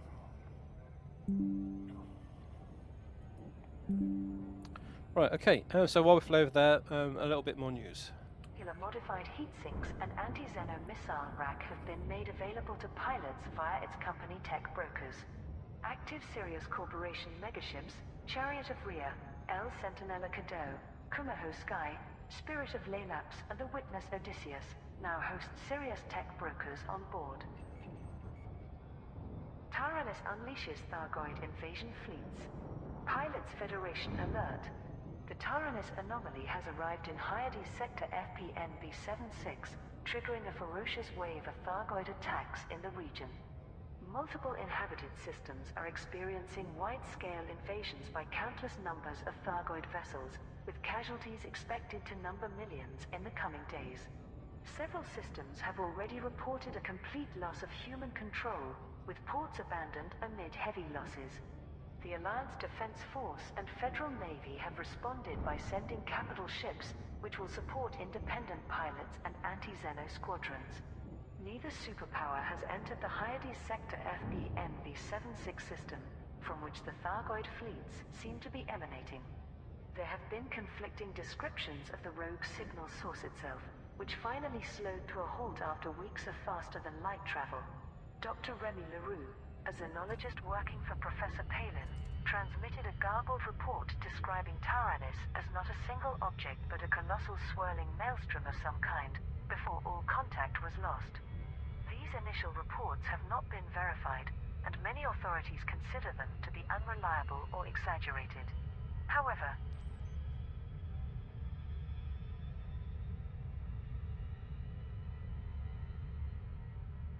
Yeah, the news has just stopped. that the Hyades sector Okay, the news stops when I turn the extremely dangerous and should be avoided at all costs. display off. Speaking to the Alliance Tribune, Admiral Rachel Ziegler remarked, "Our focus at present is on defending the populated systems from swarms of highly aggressive Thargoids. Whatever this maelstrom actually is, it's clearly been sent with the purpose of eradicating human influence in the region." Militaries on alert as Tyrannus approaches. The Hyades sector FBNB-76 system has been identified as the location where the rogue signal source named Tyrannus will finally arrive. Professor Ishmael Palin gave a statement to confirm the findings of several scientific groups. Data correlated from many long-range scans proves that the anomaly's velocity is reducing steadily. At its present rate of descent, Tyrannus will arrive at Hyades sector FBNB-76 in approximately 2-4 hours.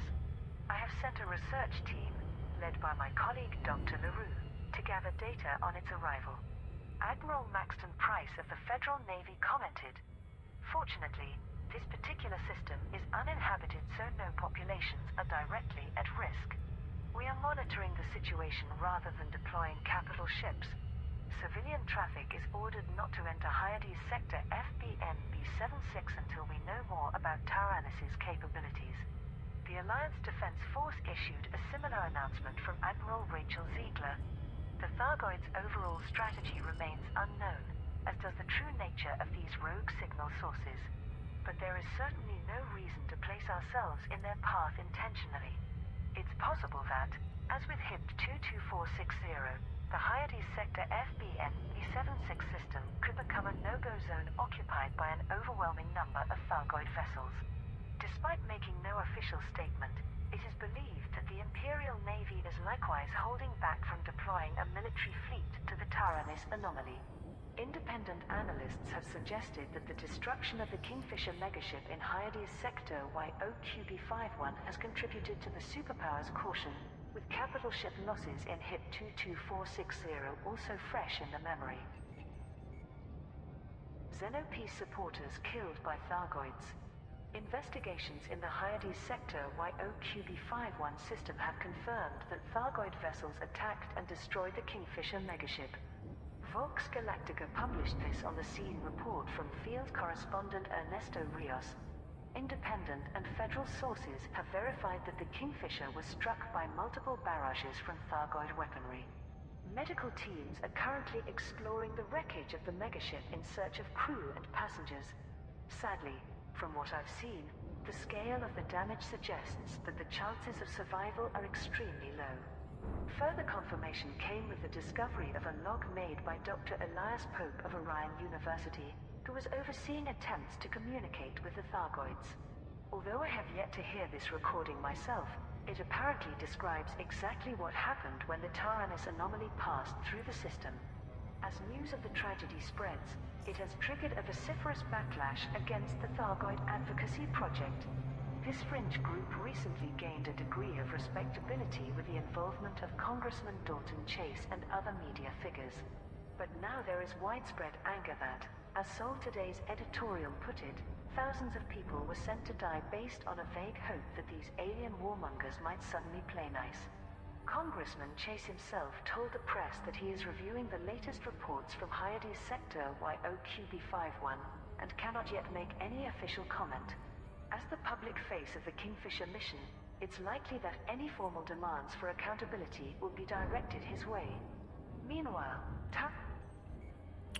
Right, so that was the Kingfisher news. I think that came out last week before the release of update 14. Right, so we just have an ammonia world here. Got another ammonia world next to come up, and planet B4A has biology on it, which is probably bacteria. If it is, I'll just ignore it. If it's something else, I'll go down and scan it. Right, so yeah, so that is where we're going to go next. So ammonia worlds are worth about 2 million, just below 2 million, when you sell those. I don't really need the money or the exploration experience, because I'm already at Elite 5 for exploration, and it doesn't contribute to the xenobiology rank.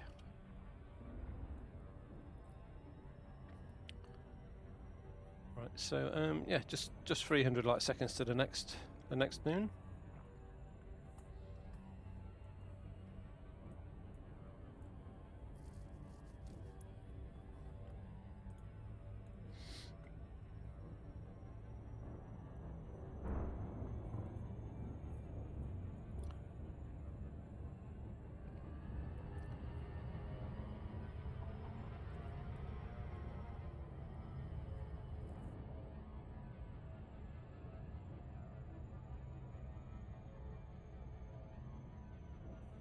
Alright then, let's see what we have here.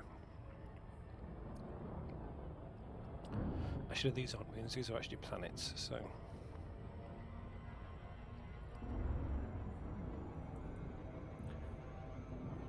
overshot a little bit, so I'll just do a bit of a dip.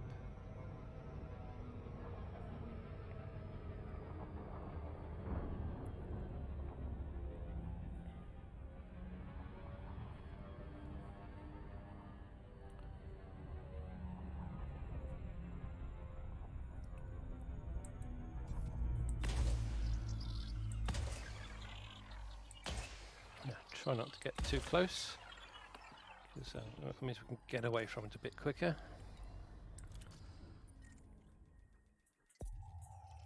So next we're going to B4A.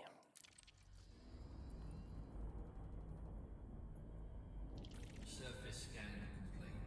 Right, so yeah, the voice is a little bit louder now, so that change that I made seems to have worked okay. I'm not sure if it will be louder for you, but the rest of the sound effect should be a little bit quieter.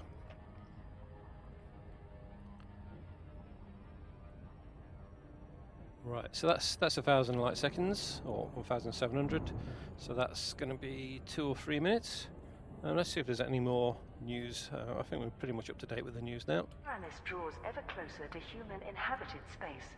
The Kingfisher's destruction proves definitively that the rogue signal sources are of Thargoid origin. and that their intentions are hostile. With the prospect of the Second Thargoid War escalating to new levels, tensions throughout the core systems have never been higher. Kingfisher megaship vanishes. Pilots Federation alert.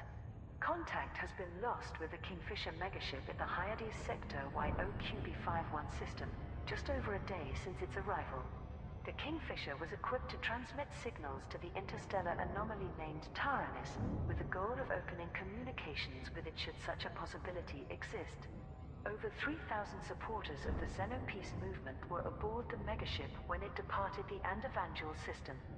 Rani Zaman, a spokesperson for the Thargoid Advocacy Project team monitoring long-range comms with the megaship, issued a statement to the media. I regret to say that all attempts to raise the Kingfisher on any frequency have failed. The last message we received was highly distorted, but seemed to be a distress call. We are asking for immediate assistance to locate the megaship and provide whatever support may be needed. The Federation responded by cancelling the temporary permit restriction to the Hyades sector YOQB51 system for all vessels except fleet carriers. This permit was arranged at the request of Congressman Dalton Chase, who played a key role in procuring the Kingfisher megaship for use by TAP volunteers. With access to the system reinstated, federal investigators have been dispatched to assess the situation. Observers have confirmed that the Taranis anomaly passed through Hyades sector YOQB51 at faster than light speed. As with the other rogue signal sources, Taranis continues to move towards the core systems. Right, okay, so yeah, that news is well, going back even further. Right, so this one will have biology on it. Let's see what kind it is.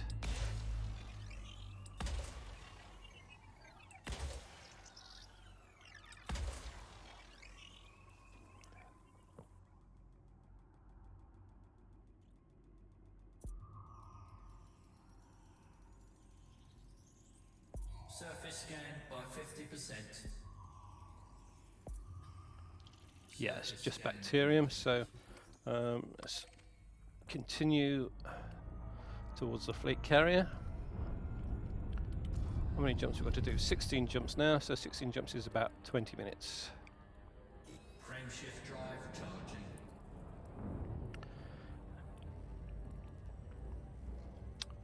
Right, so yeah, can't be that many jumps now before we leave Ryker's Hope.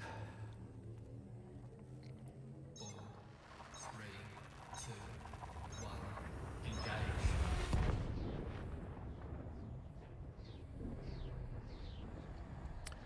I wonder if that has a Star Trek derivation.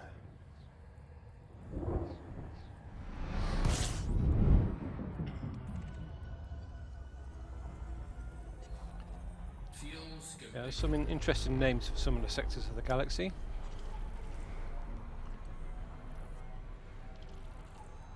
Fuel scoping complete. Yeah, nothing. Actually, let's just fine tune that a little bit. Yeah, nothing in this Frameshift system. drive. Yeah, so here we go. We're leaving Ryker's Hope now into the Izanami sector. I'm assuming that's how you pronounce that. Izanami. 3, 2, 1. Engage.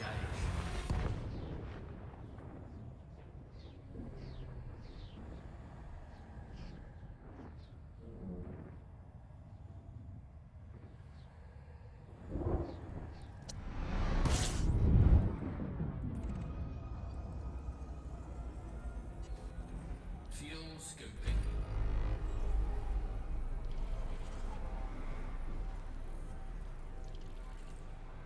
Fuel scoping complete.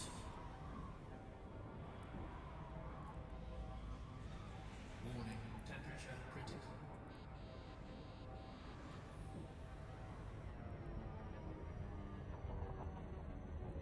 So yeah, nothing here. So yeah, the things I'm looking for on the full spectrum analyzer is Earth-like worlds, ammonia worlds, and water worlds.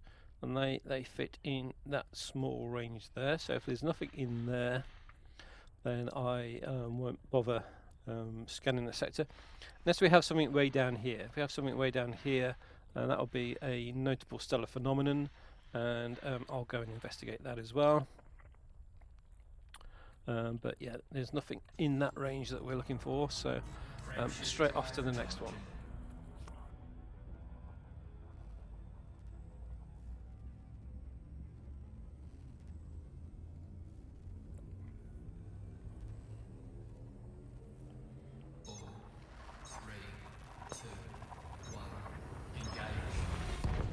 I may also stop and scan the system if I find a really high number of planets, sort of in the 80s to 90s or above,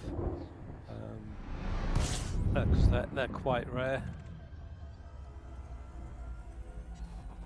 Fuel scooping. So we have 17 bodies here. Fuel scooping complete.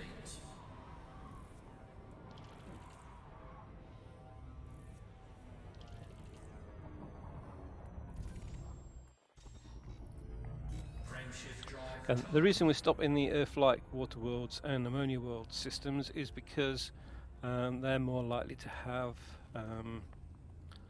plant life. So the xenobiology data that we're after. But also, if there are notable stellar phenomenon, that's also increases the chance of there being plant life as well. So yeah, if there's one type of life in the system, there's quite often another one to go with it.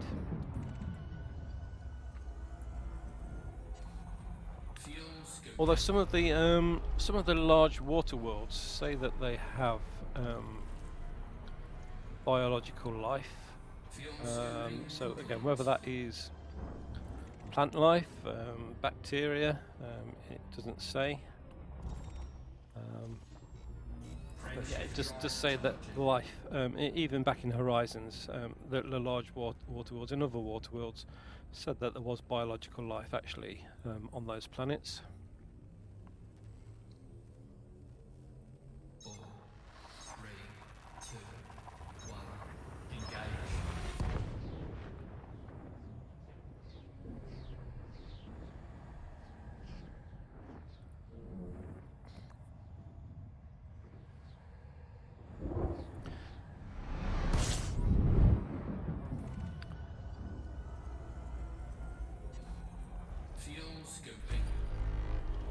Yeah, currently about half the fleet carriers in the Deep Space Support Array have Vista Genomics. The last one I stopped at didn't have. The one before that did. But again, I didn't sell any data in that one because I knew they were going to be putting the prices up. So I kept hold of that. And that's why I've got 100 plants worth of data to sell. That's actually 108 now. 4, 3, 2, 1, engage. And that will bring my total number of sales up to 1,000, or just over 1,000.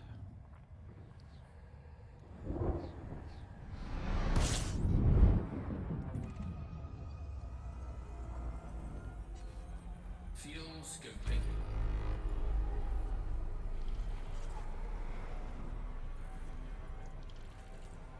Fuel scooping complete.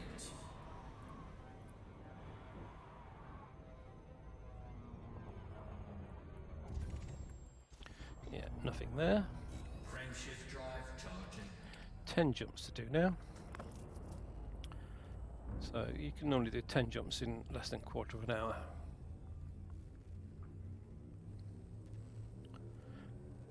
Beginning to get a little bit further away from the centre of the galaxy again. Still far more stars in the sky than you get in the bubble.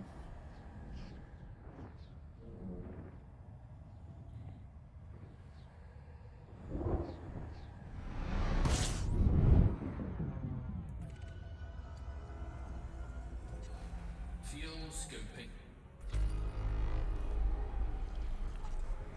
8 bodies in this system. Fuel scooping complete.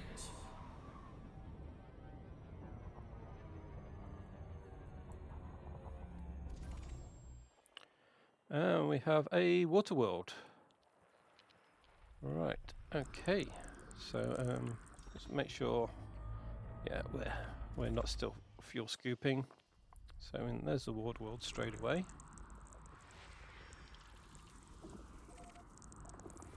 Let's see what else we have. Is that a moon? There's no biology on it. Right, so Waterworld's worth 1.9 million, unless it's terraformable, and then it's worth about 3.2 million, just a little bit less than an Earth-like world. And looks like we have 2 water worlds. Yeah, there's another one there. Right, so we have one bigger planet somewhere. It's probably on this different course. Oh, that was it there, I think. Yeah, there we go. System scan complete. Right, so did I choose the closest water world? Yes, I did. So yeah, 2 water worlds. An unusual system. A giant and a couple of rocky worlds over there.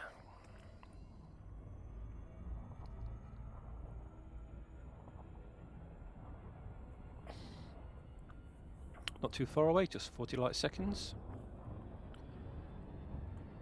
That's quite close to a star for a water world, 40 light seconds. Didn't see what kind of star it was.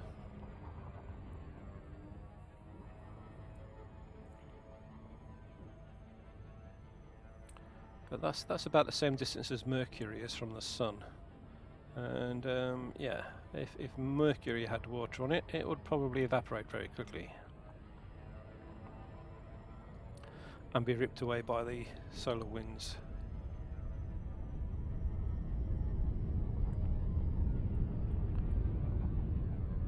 I suppose if it was a heavier planet, it may be able to hold onto the water better than Mercury could.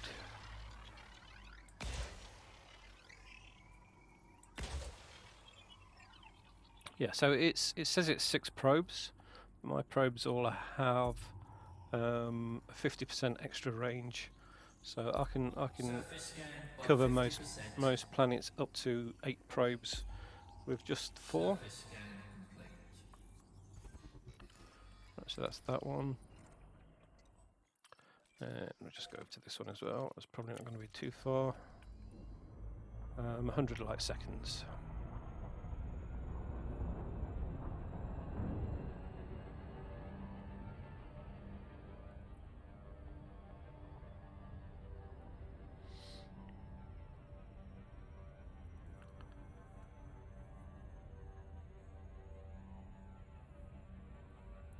Yeah, so when you're scanning the planet, you try not to get too close to it, because if you do, like we did with that last one, you get bogged down in its gravity well when you try to leave. And so we're only just sort of approaching the speed of light again now.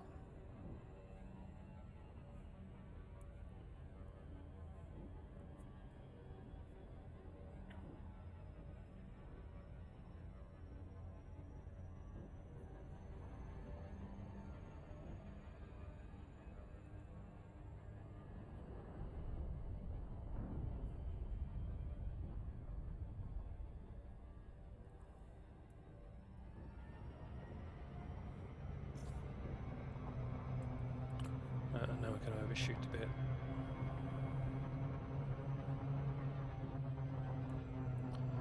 Yeah, so if you realise you're going to overshoot, throttle down and nose down until you hear the sound change, and then you're saved from having to do a full U-turn.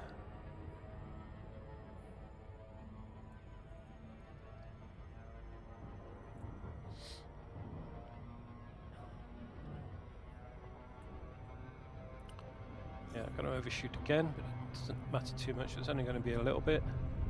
If we get close enough, it will slow us down. and then we'll be able to scan it when we're going past the other side. That's a very blue planet all over.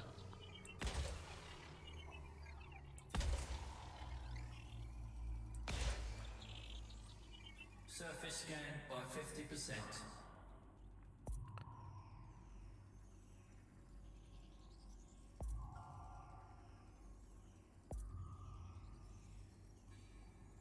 Surface scan. Right, so that's this system done. How many jumps we've got to do? 9 more jumps to the fleet carrier.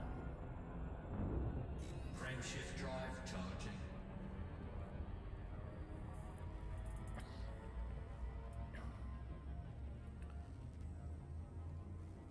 So after the fleet carrier, which we I very much doubt we're going to get to in this stream, I will be heading to a nebula.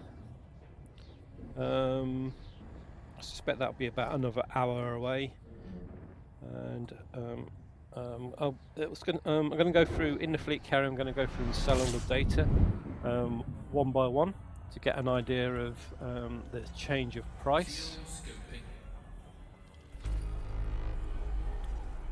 Yeah, so I mean, I've been on the tour of the galaxy now for about a year and 3 weeks, and let's have a look at the codex, see how much money it says I've got from Xenobiology. So, does it come under exploration?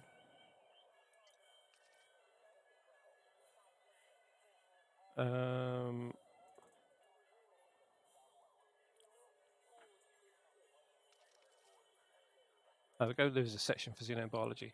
Yeah, so I've earned 300 million in a year. So mining, I can earn 130 million in an hour. So yeah, so at the moment the current payout of Xenobiology for a year is twice of that or the same as 2 hours of mining Frame shift drive charging. mining platinum. Yeah, that wasn't even mining low temperature diamonds when low temperature diamonds were highly priced. That's platinum after they jigged the prices for things. 4, 3, 2, 1. Engage.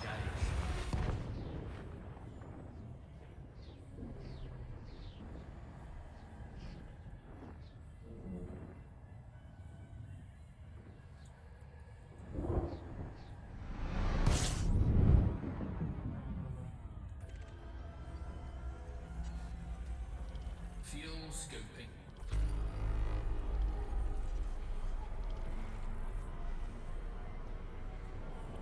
It has been very easy to progress in the exploration rank. So I managed to get from, so at the start of the tour of the galaxy, my exploration rank was just a little bit above elite, but I managed to get to 5-star very quickly, and that's selling stuff at the fleet carriers where I'm getting 25% less money.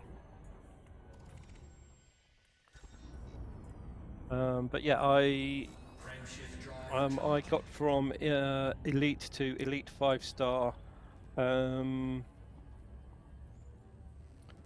about halfway from the beginning to here. So yeah, if that had kept going, I'd be probably elite 7-star by now if it went that far.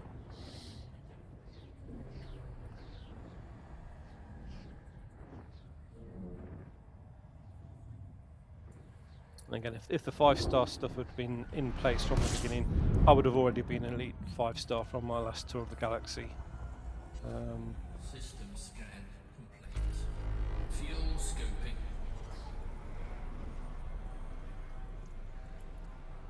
Fuel scoping complete.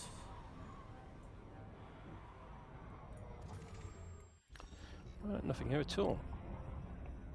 Frameshift drive charging. It's just 6 jumps now.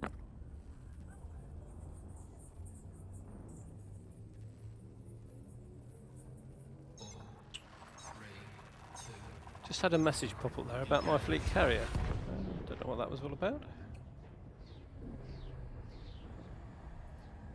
Is it a time for the weekly wages to go out?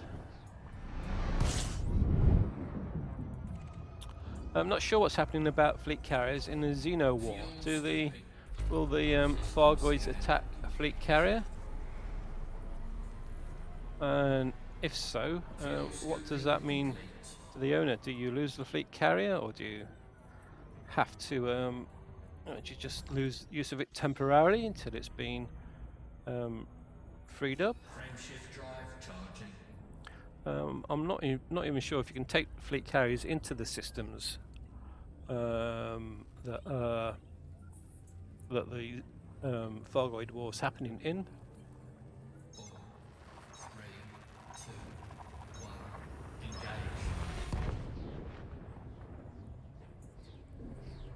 I know when I was hunting Thargoids, it was very useful to have the fleet carrier nearby, so you could just go and restock. So when I did most of my Thargoid hunting, I was doing it to gain the resources. There are a number of resources that can only be accessed by Thargoids. So if you look at the inventory, so there's Thargoid mineral composites, Thargoid residue, encrypted codes, ship signatures, the weights you get by scanning them. I think the structural data you get by scanning them, but these 3 you get by killing them and collecting the bits that are left over, along with the Thargoid hearts, which have quite a high value.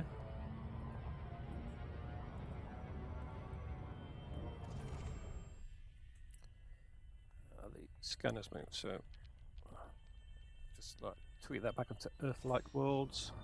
Frameshift drive. So I have that on the edge of Earth-like worlds, so if I see anything to the right of that line, then I know it's something that we're interested in. 4, 3, 2, 1. Engage.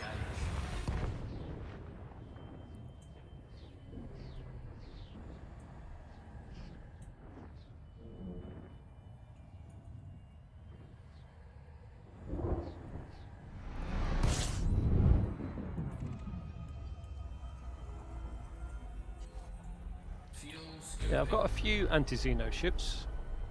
My main one is a Mamba, loaded with Gauss cannons. I also have an Imperial Eagle, which, believe it or not, you can solo a small interceptor with. And that's loaded with Gauss cannons. My Crate Mark II is set up with anti-Xeno missiles for killing the Marauders and the scavengers. And my Federal Corvette is set up for Xeno. Again, I'm not. It's a bit too slow for the Xeno. But I imagine if you're in a group situation, it will help greatly, where you're not having to run away from the missiles so much.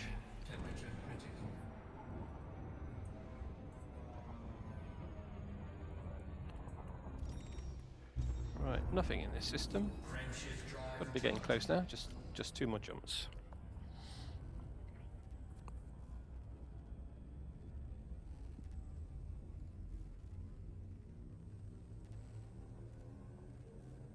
Four, three, two, one.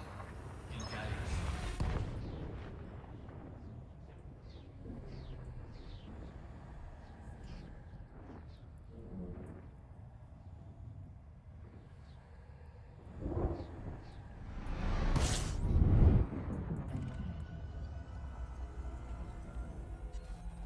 Fuel scooping.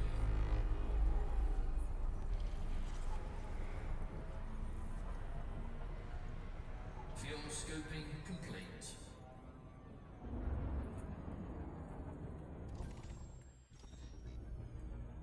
Frameshift drive charging. Right, so yeah, this next system is the one with the fleet carrier. 4, 3, 2, I think this is a nebula. engage. Oh no, it looks like a white dwarf or a pulsar.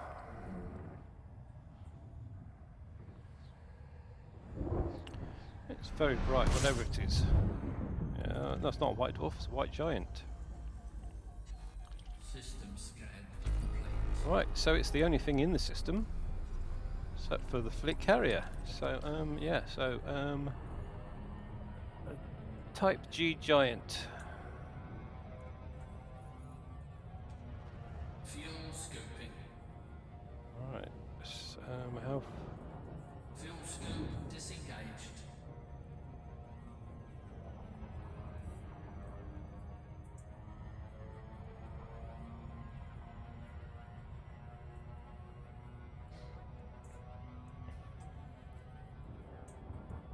So yeah, see the center of the galaxy over there. There's a definite line where one side of the galaxy's got far more stars than the other. I mean, by side I mean top and bottom.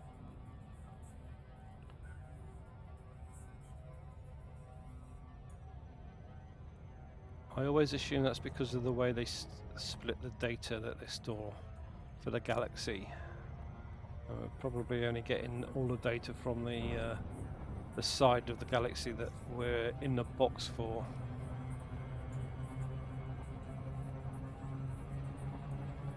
Right, have I overshot this? Probably have, yes.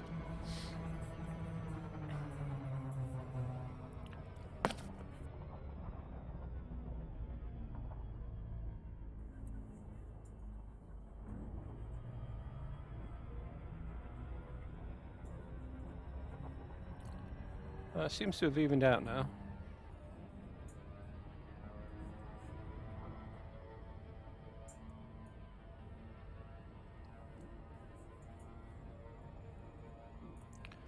If I'm not careful, we're going to overrun again. Let's dip down a little bit, just to be safe. Right, so Hayholt JZQ GXZ.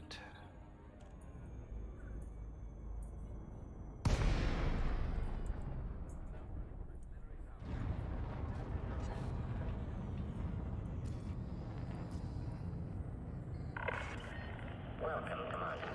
I hope you are in good health. Docking request accepted. Proceed to your designated path, Commander.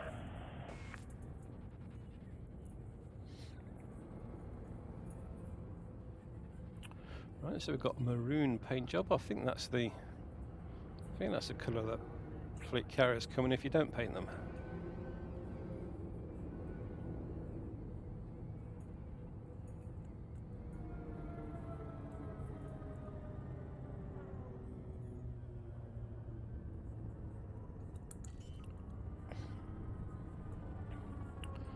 Right, so we're looking directly at the star. Landing gear deployed.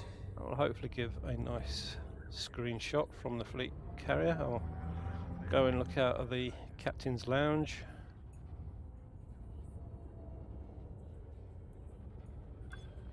bridge.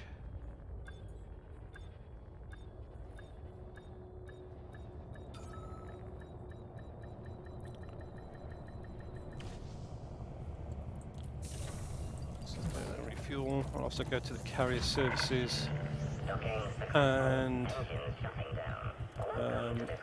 I'll repair the ship's integrity.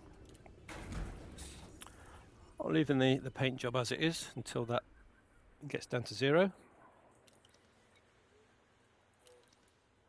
Right, so let's go and see what facilities are available.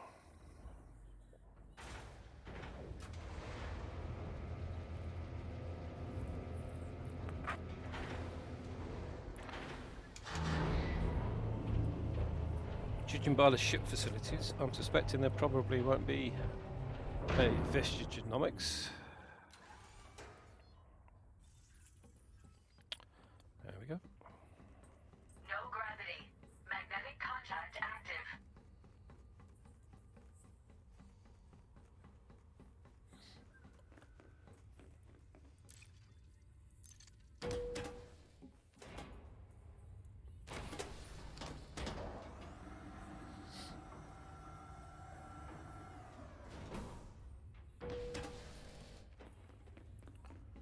Right, there's nobody here. Not vestige genomics.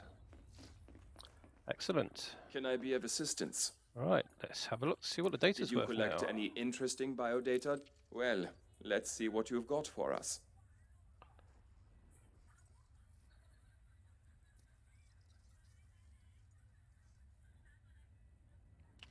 Right, so I'll be going through these systems one at a time and comparing prices.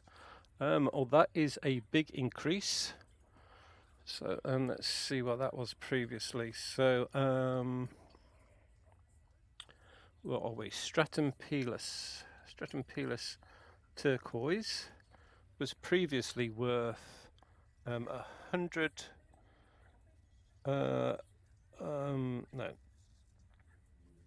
100,000. How was it? 102,500. So that's what it was previously worth, and it is now worth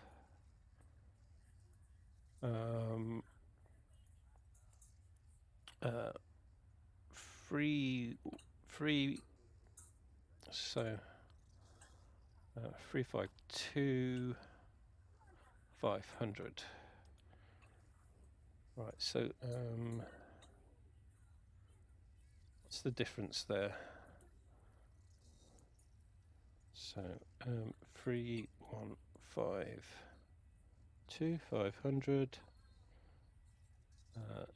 divided by 102,500 equals 30. Right, so it's 30 to 31 times more valuable now. Right, okay, so that was that one. Stratum frigus is new, so I don't know what that was worth previously, but the new value is now 528,700.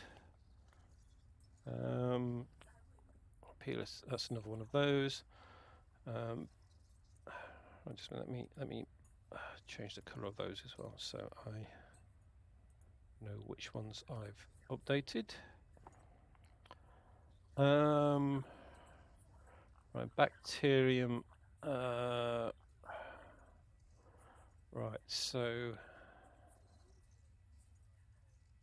bacterium, asylum sage. Again, I haven't got a price for that previously, but I suspect that was 119,500 for the other stratum peluses.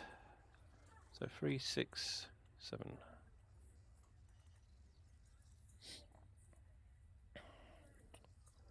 Right, okay, so right, let's sell that system.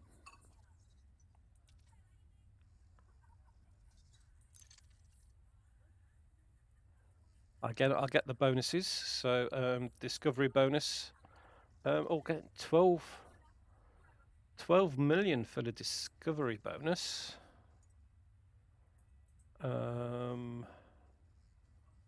So yeah, oh, that is a huge difference. So so the discovery bonus used to be twice. So it looks like the discovery bonus is now 4 times the value. So let's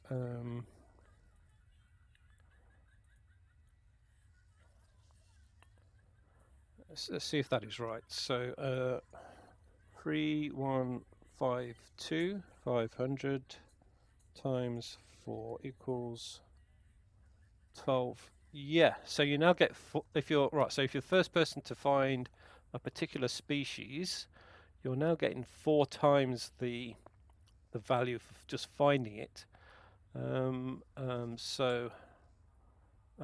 Yeah, that is a massive difference there. Right, let's close that and go on to the next one. See if it's all right. So these are all the same type. So and they were previously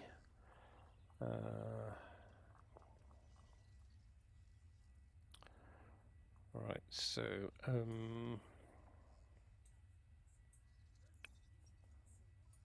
trying to find out what they were previously.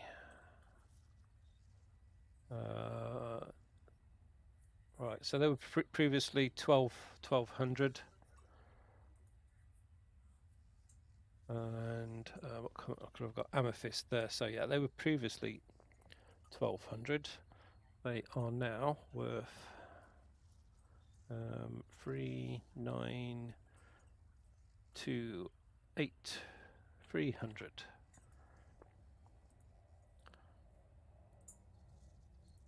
Right, so okay, let's sell that page. They're all the same on there. Right, so I've got the 4 times discovery bonus for that as well. Right, so Fonticulate Campus Teal. That was previously one of the cheapest ones at 63,000. So that's gone up to nearly 2 million. So 1956 100. And the bacterium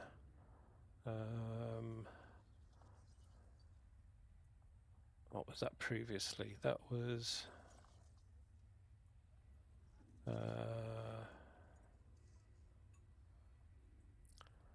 previously 56,000, and that's gone up to 1.7.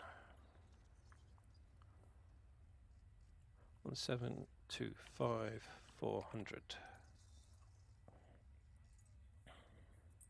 Right, okay, so we'll sell that. Again, we've got the 4 times bonus for first discovery.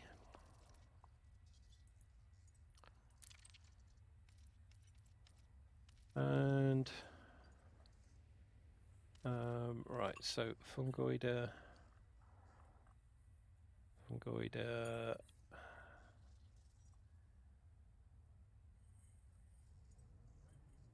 Gauta lime. That was previously 206,000, so that's gone up to 900.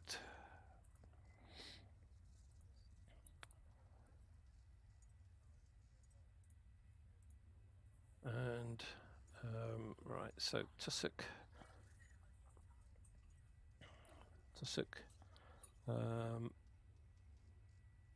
Where is it? Tussock. Penitus.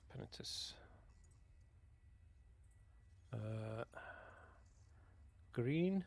That was previously 59,000. 1832 900.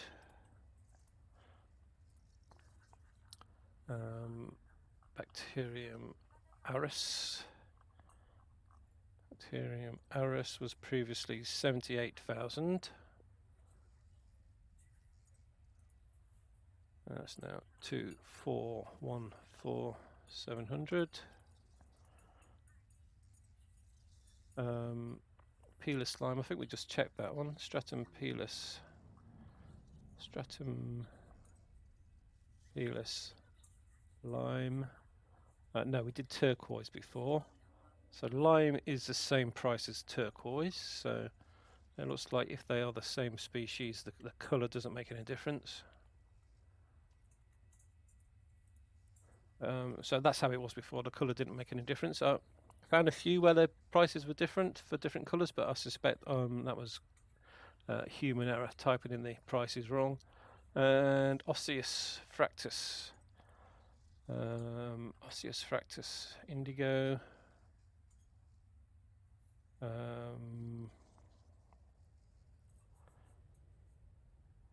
Fractus indigo. Previously that was 239,000. That's now 7 million. So 736,300.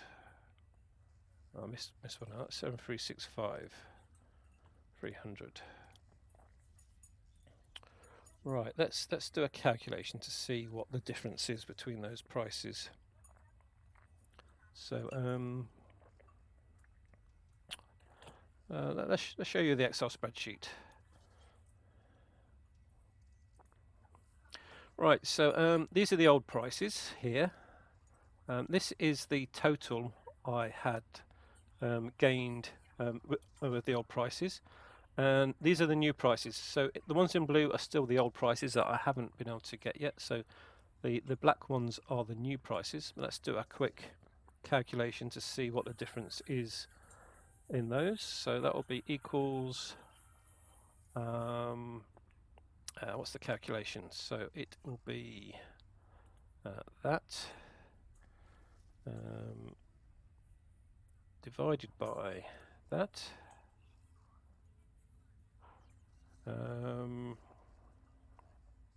Actually, that's the wrong one. It was that divided by that one. So yeah, so that one's wrong. So it's not 50, not H. It is G. Right, so that's 30 times more. So again, if we times that by 100, that will be the percentage increase. So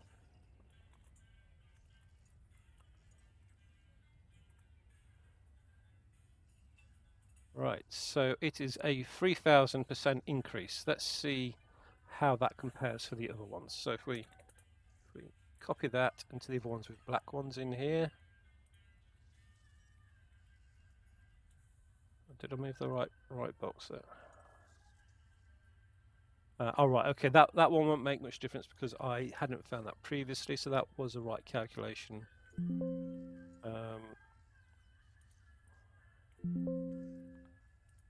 Right, copy that.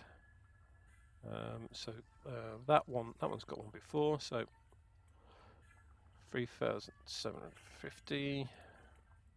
Yeah, so it's all very, very similar around the 3,761 mark.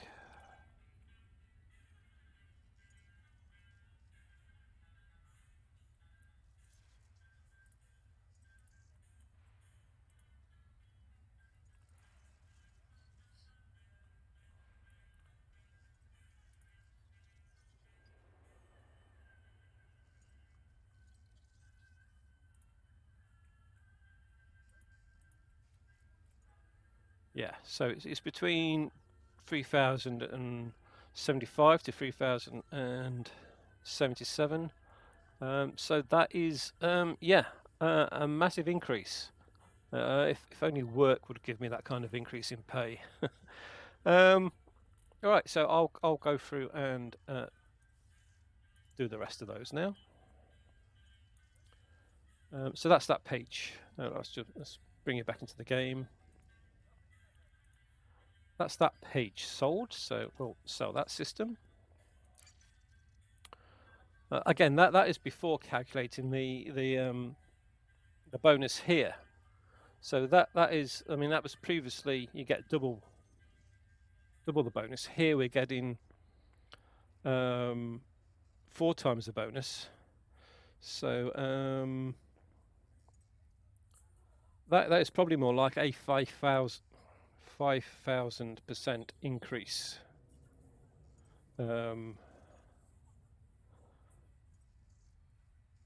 Yeah, somewhere around a 5,000% increase in payments on those. So yeah, that's all very good. Right, let's see what we have here. So Stratum Frigus Lime, I think we've just done that one. Stratum Frigus Lime, yeah, we've done that one. And we didn't have that previously, so we just sell that. Oh, I didn't get a bonus for that one. What do we have here? Right, Concha Lapita Grey. Concha Lapita Grey, that was previously 157,000. Oh, I found a lot of those as well. 4, 8, 3, 5, 200.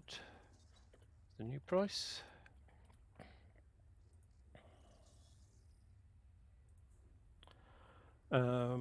Stratum Pelis Emerald.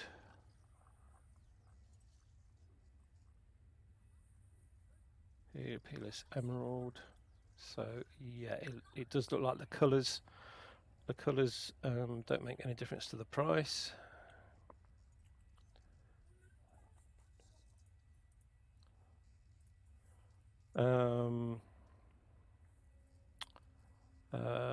Right, Aura Slime, I think we've done that one as well.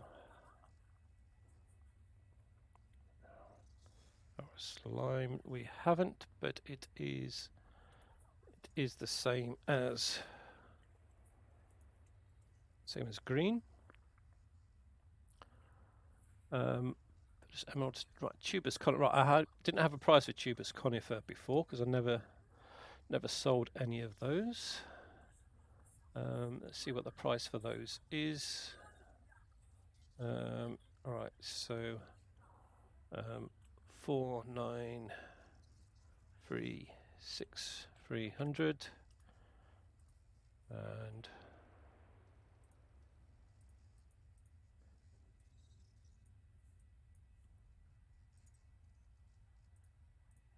right, so Sarati Yellow. So where are we? Tussock Sarati Yellow. Previous that was 258,000.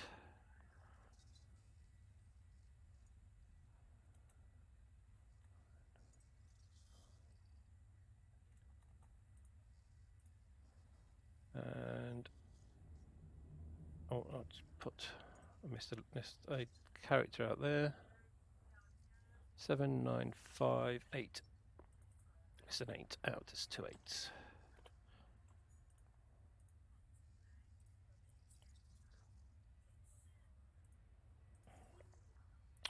And that's the same. So have we got anything? There's a scroll bar on there. Oh right, we've got a different Tussock. Verity Yellow. That was previously 645,000, and it's now. Oh no, that isn't. That's not that one. Right, so that was previously 201,000. So it's now 6,193,300. Again, that in that colour I hadn't found previously. Right, okay, so we'll sell that one. Again, the 4 times bonuses for all of those. So the page is decreasing. So, so again, we just done that one. Oh no, we haven't. We did.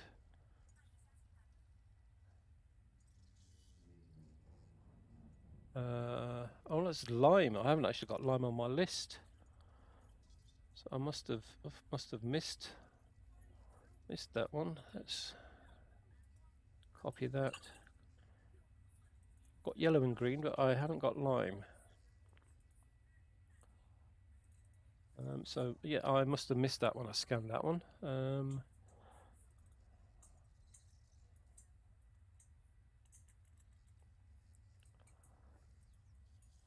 And the Peneta lime as well.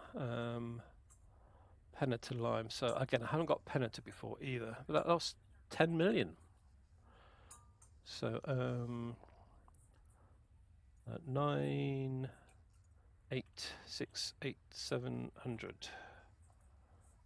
So that's another new one.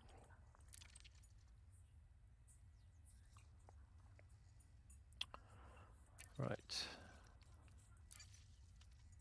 So Aurus lime. I think we just did Aurus lime. Bacterium Aurus lime. Yeah, we did that one. Ignis yellow. So Tussock Ignis yellow. No, we haven't done that one. So that was previously 130,000, and that's for 4 million.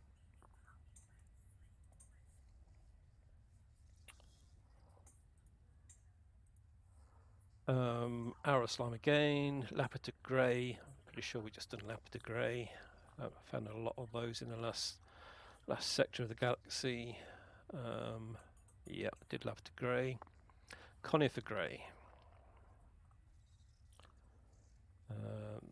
Tubus conifer grey. Yep, we did that one. Aurus lime. That's right. So there. So 2 identical planets in the same system. Right, so we'll sell that one. Right, okay, keep going. Osseous spirals lime. Osseous spirals lime. So previously that was relatively cheap, considering how bloody hard they are to find. That was only they were only worth 159,000. But that's gone up to for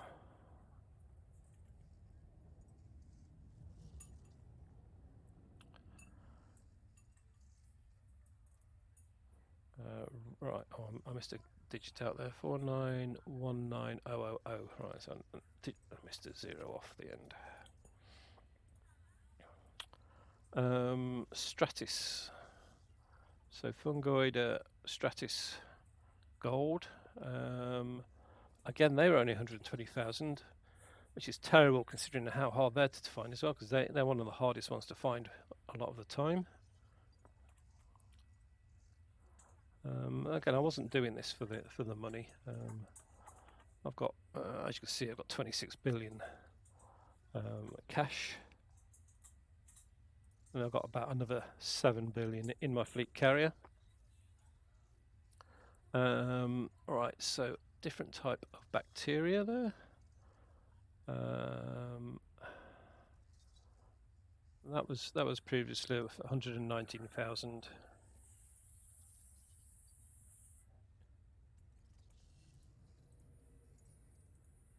Right, okay, let's sell that system.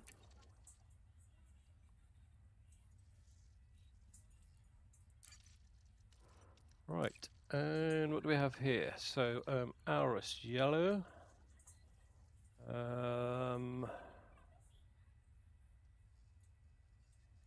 Yellow, that was the same as Aurus lime.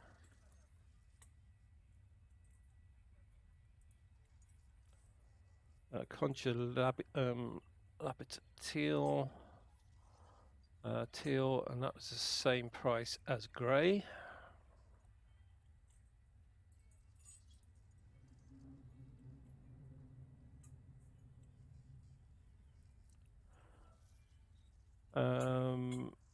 Aurus yellow again. Tubus campagbus indigo.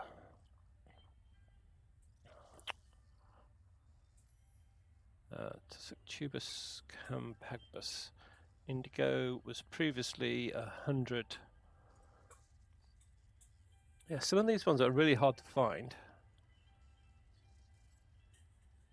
I think I've probably missed a digit off there because that's gone up to 12 million.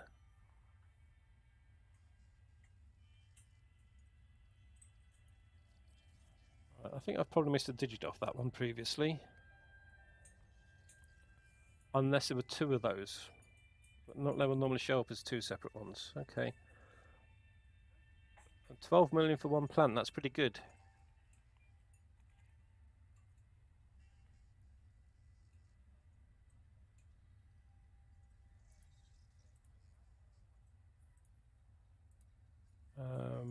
Right, okay. So the Campag conifer, we've done conifer. Did we do indigo? Tubus conifer. Oh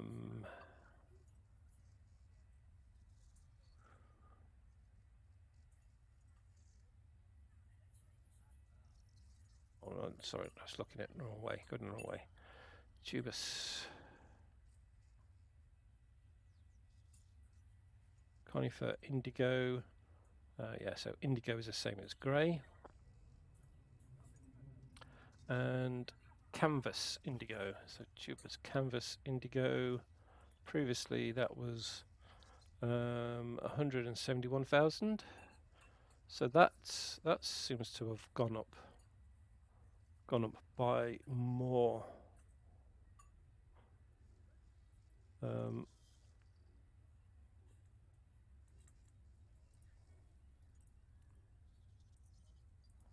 Right, let's see what percentage that one's gone up by.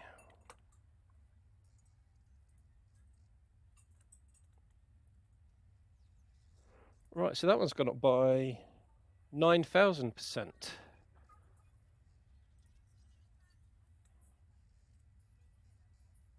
And the Campagbus has gone up by 11,000%.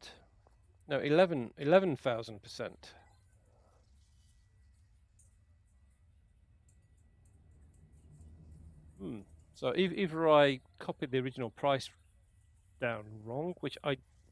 right, okay, just a minute. The Campagbus, right, that's one of the ones that had different prices before for different colours. So,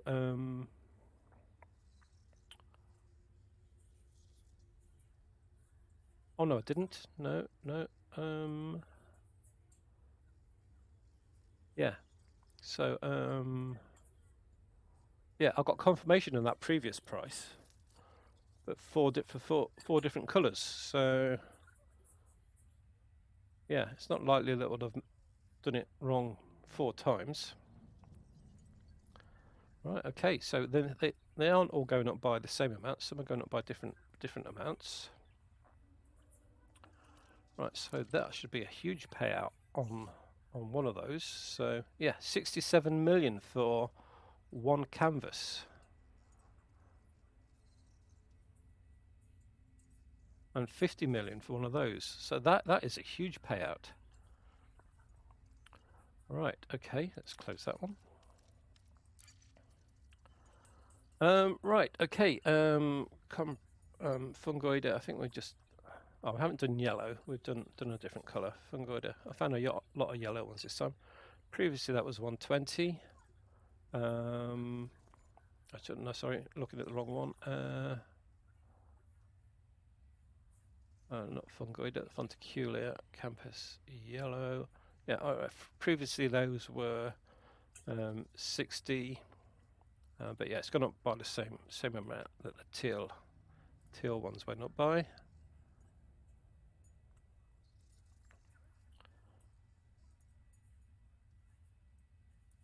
Right. So that's what that one sold.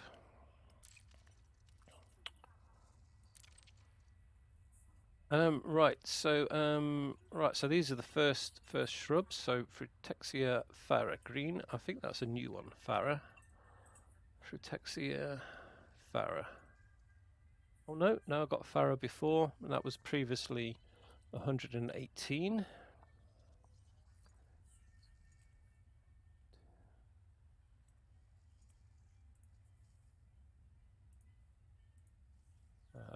Concha Lapid Grey, got that one. Panatis Yellow, I think we've got Panatis Yellow. Panatis Yellow, nope, but it's the same price as green.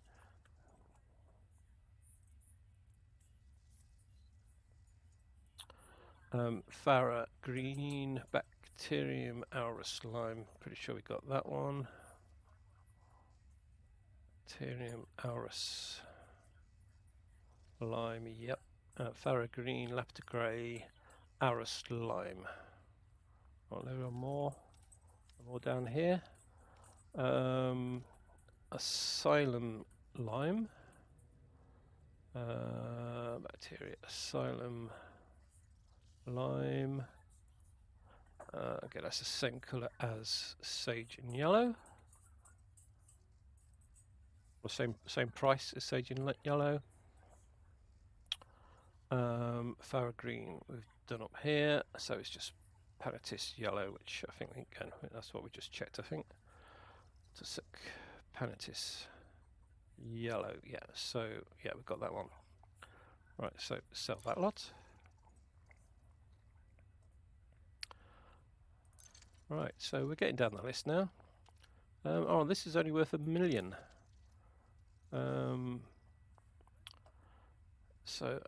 Camptis Emerald, Fonticula Camptis Emerald. That is the same price as teal and yellow. Yeah, these are relative. Like these are the most common thing I found. So I found 49 amethyst ones of those. So that's why they're so low. They're also relatively easy to find on the planet's surface. Ooh, I got 120 million for this system. So what do we have here? So Satis Yellow, Fungoida Satis Yellow. So yellow is the same. It's the same price as gold.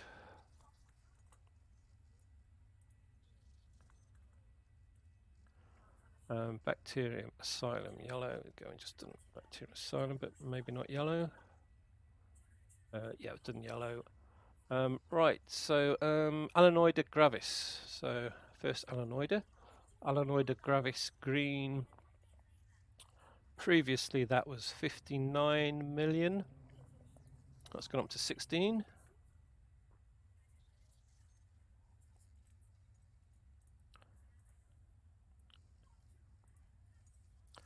Osseous cornibus lime.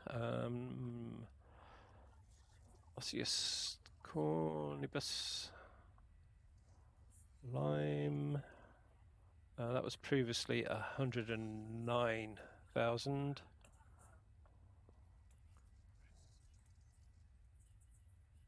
That's quite rare. That I've only found 4 of those. So we'll do the other side. Spirals lime. I think we've done spirals lime. Osseous spirals lime. Yes, we've done spirals lime. Cactoida. Again, they're quite rare. Cactoida. First Cactoida to do. Cactoida lapis green.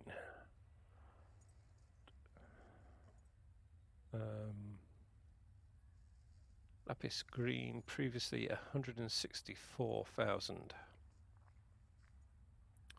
5044,900.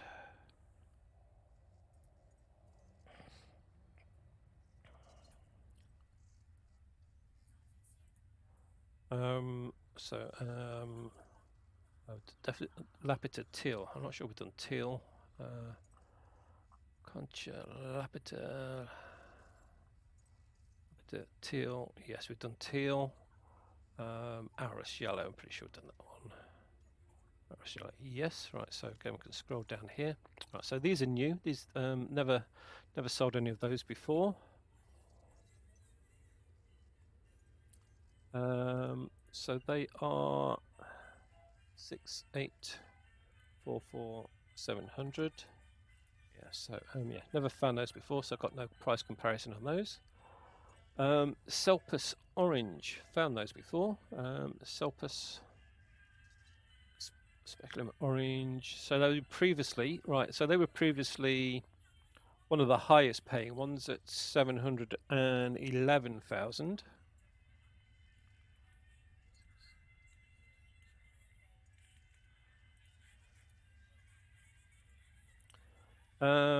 Again, Stabis, never found Stabis before. So Fungoida.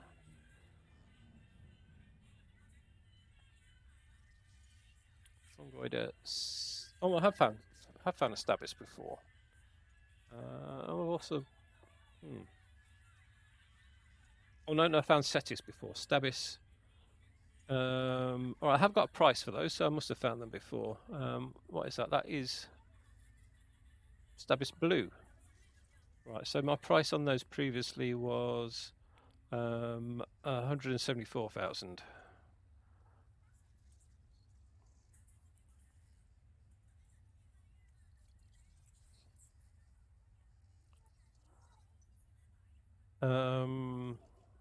Gravis Green, I think we just done Gravis Green. Alanoida. Gravis. Oh no, we did Gravis Emerald. So green is the same as emerald.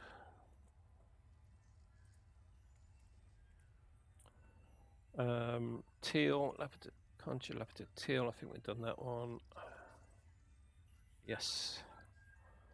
Fungoida Gelta Green. Oh, we've done one colour, can't remember what colour it was. Fungoida.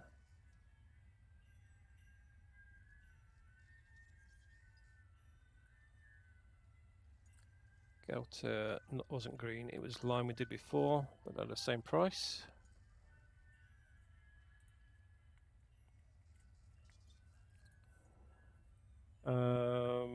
Aris Yellow, just done that.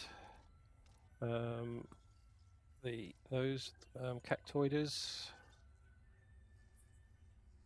I think that was a different colour I did before.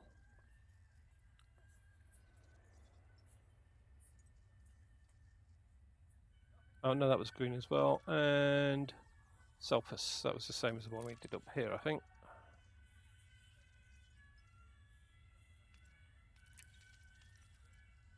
Yeah, Sulpus orange. So yeah, we've done that one. Right. So yeah. So that if that's the price for selling the page, what's the bonus on that?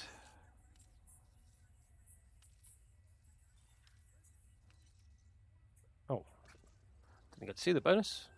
Oh. Right. Okay. So what have we got here? Stratum Tectonics Turquoise. Stratum Tectonics. Right. Again, turquoise is missing from my list, so I must have scanned one of those and marked it out as something else. So right, let's add that to my list.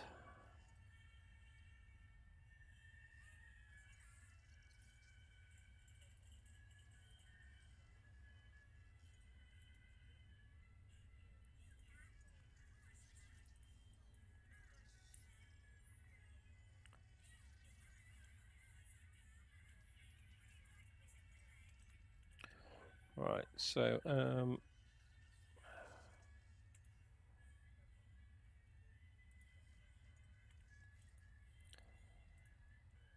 right, so that's worth 16777. These are quite common actually, and that's a good price for just 116 million. Yeah, so in total I found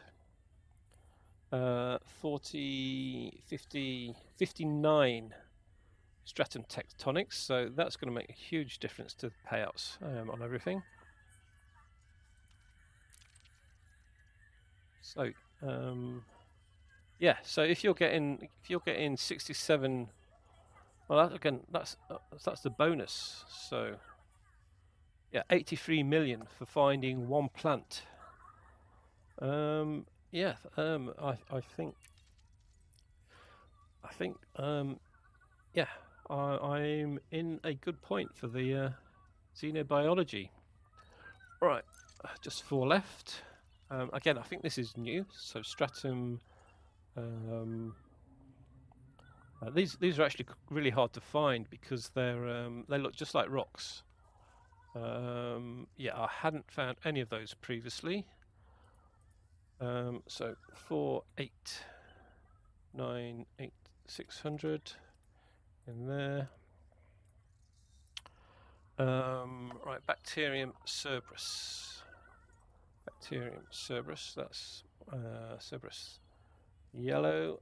Previously 121,000.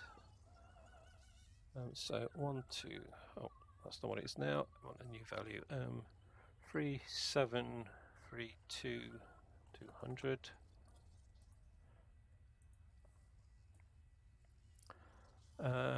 Right, okay. Yeah, these are the ones that look like aerials. So they're a little bit rarer, I think. So the Concha, what is it? Concha areolus teal. Okay, for some reason I haven't got a price next to those. I have found those previously, just obviously not spotted them when I've come to sell them. So 1, 2, 3, 2, 3, 0, 0.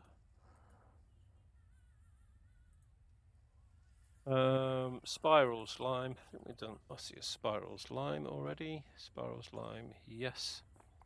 Fungoidiceta orange. Haven't done orange, I don't think. Orange, but it's the same price as gold and yellow.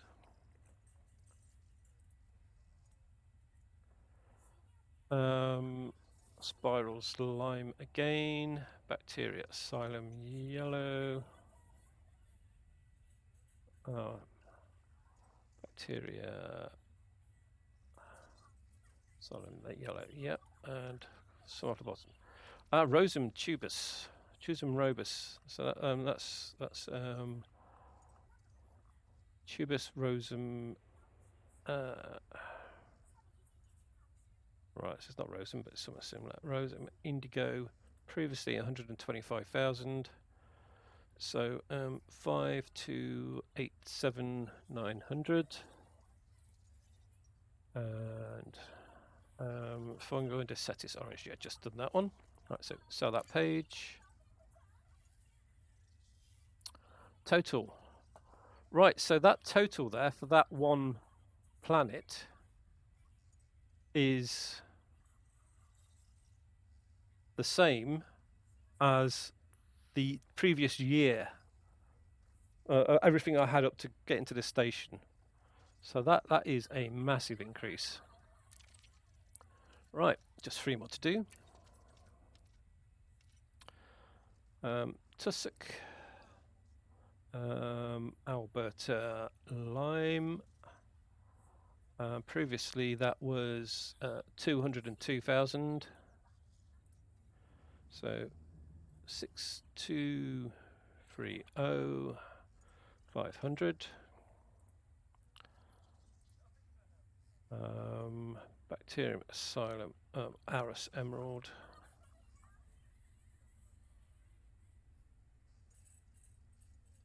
Emerald, so I haven't got emerald before. That's the same as green and lime.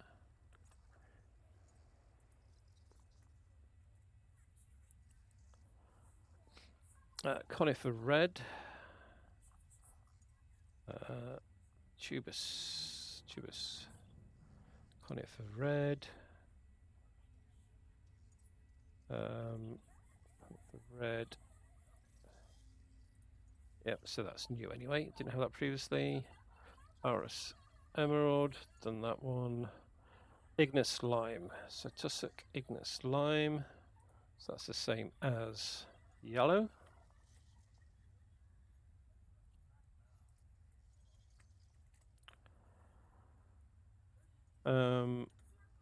We have bacterium Aris emerald and conifer red. So yeah, done all of those ones. Close. Right, so what have we got now? Tectonics green. So stratum tectonics green, which is the same as the turquoise.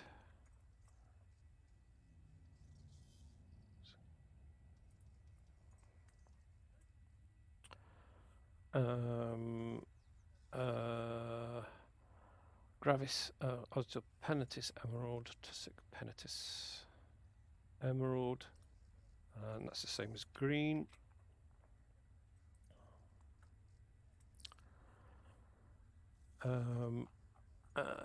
Gravis emerald. I've done that one. Right, so the Frutexia metallicum grey. Frutexella metallicum grey. So previously that was 118,000.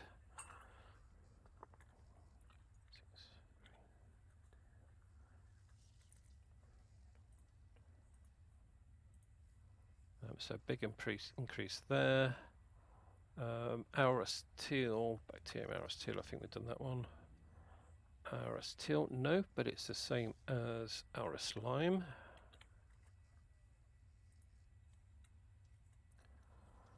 And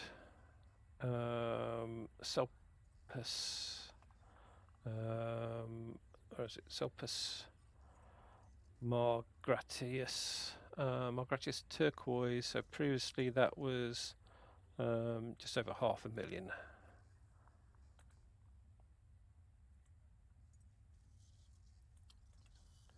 $215.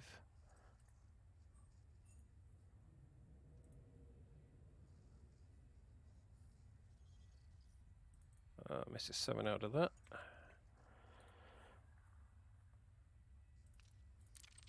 Sell that page. Again, 300 million. So that is more than I'd previously got up to this page just for that one planet.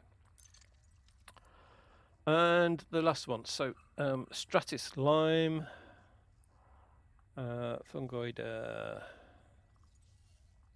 Stratus lime. So that's the same as the Stratus colours. Tussock, that's a new one, I think. Divas. So Divas is one I hadn't found previously. So that is 3864400.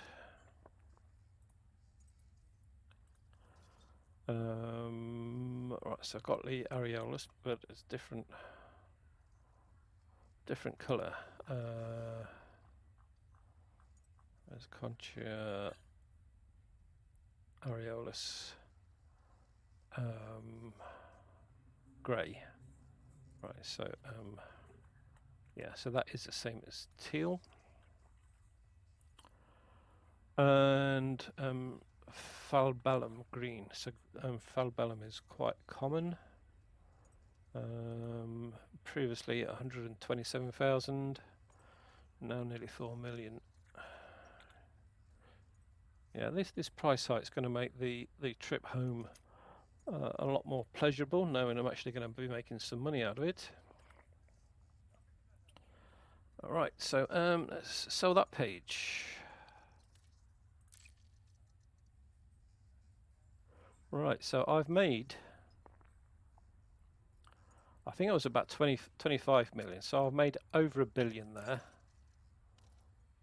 So that's Can all I the help data you gone. with anything else? Thank you for your contribution. Right, let's see if that's made any difference to my elite ranking. So let's go take a picture of that nice big star first.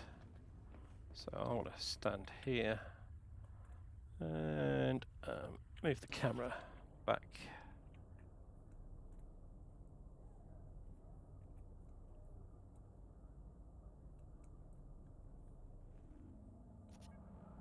Right, I think the camera was outside the window.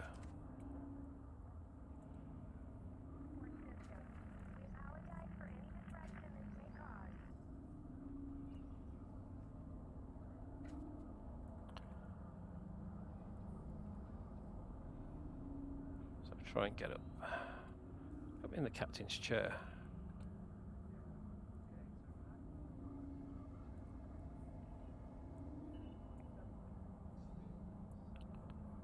Okay.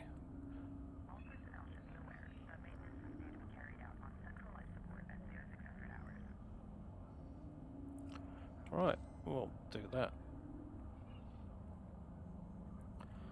I'll just move sideways a little bit.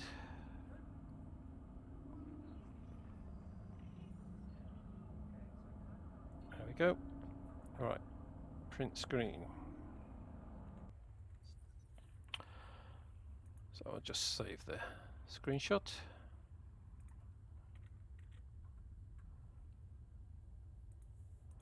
So I'll use the name of the system followed by the name of the fleet carrier.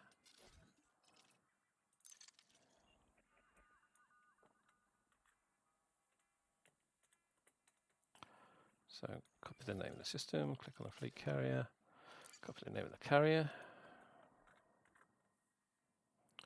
For some reason when I copy carrier names in, it replaces, it adds 2 square boxes around the name of the carrier in the save window. Right, okay. Alright, I'll go back to the ship now, have a look, see what my elite status for xenobiology has gone to. The old one, I'd have expected that to have gone up to possibly 75%. It was about 50% of the way up before, from geneticist to elite. I expected it to go up to at least 60 or 60 to 75%. But with those new prices, I could possibly be in the star ratings by now, if the elite status goes up at the same speed. Right, okay, let's see. Xenobiology, Elite Free. Yep, so it has increased a lot, so it's taken me to Elite Free. Just 100 plants. How many plants was that? So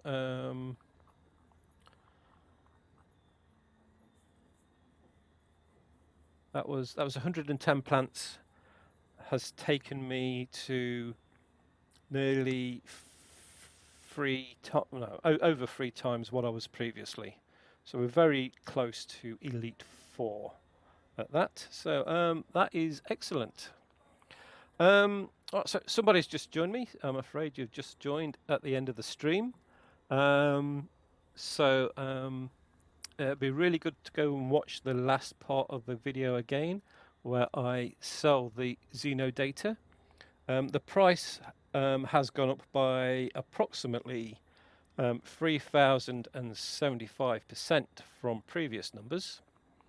And in just 2 weeks, I have totally obliterated by 3 times the amount of work that I did on my Xeno ranking in the last year. So I was beginning to wonder whether to get to Elite, no stars, or just normal Elite with no stars, in the same way as the mercenary rank is at the moment. I was worried I wouldn't get to that by the time I got back to the bubble. But yeah, it looks like I shall be 5-star Elite by the time I get to the back to the bubble, with no issues at all. That means I can speed up my return to the bubble, because I will stop scanning, or I'll stop going to scan planets that only have 1 biological signal, because majority of those cases I wouldn't land on them anyway. So yeah, that's going to speed things up a lot on the way back. And I didn't take a look at what my balance was at the beginning of this stream, but I'm pretty sure it was in the 25 region. So I've earned over 1 billion credits. I did take a look to see what my Xeno price was. So let's go and have a look at that. So in the codex, so my previous Xeno price was 200 and about 250 250 million. And right, so that 250 million has gone up to 1.3 billion. So yeah, I've earned over 1 billion credits today on what is less than 2 weeks worth of exploration. Actually, let's go in and sell the exploration data as well. So I'm back in the ship now. I'm guessing that the carrier services will have the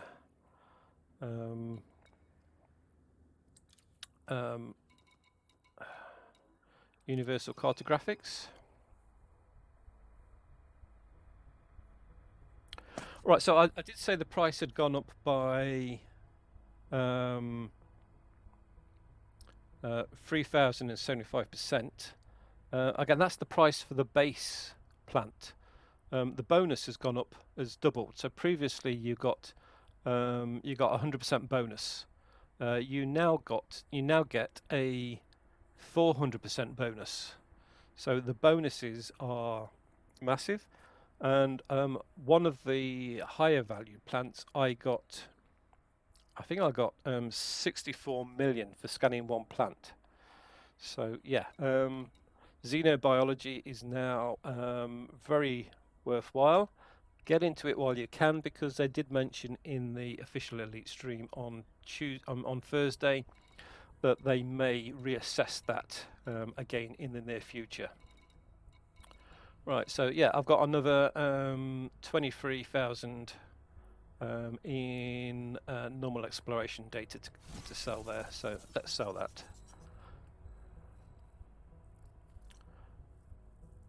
There may be another page as well.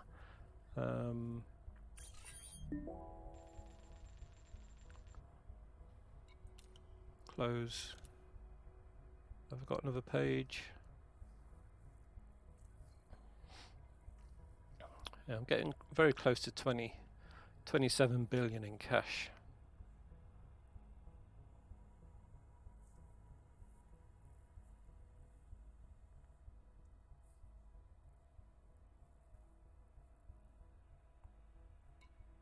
Yeah, I have got another page.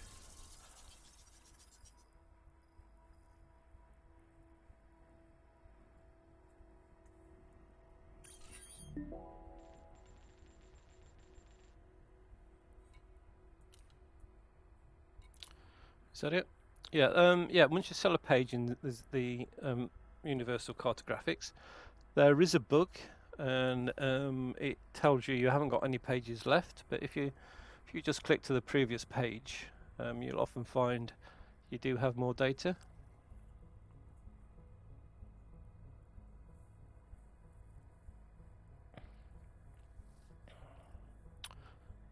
No, so that was it. Right, okay, that's the end of the stream. Thank you very much for watching. Yeah, do go back and watch the last part of that video if you're interested in the new prices for Xenodata. I will probably edit that out and make a specific video on that to share with everybody.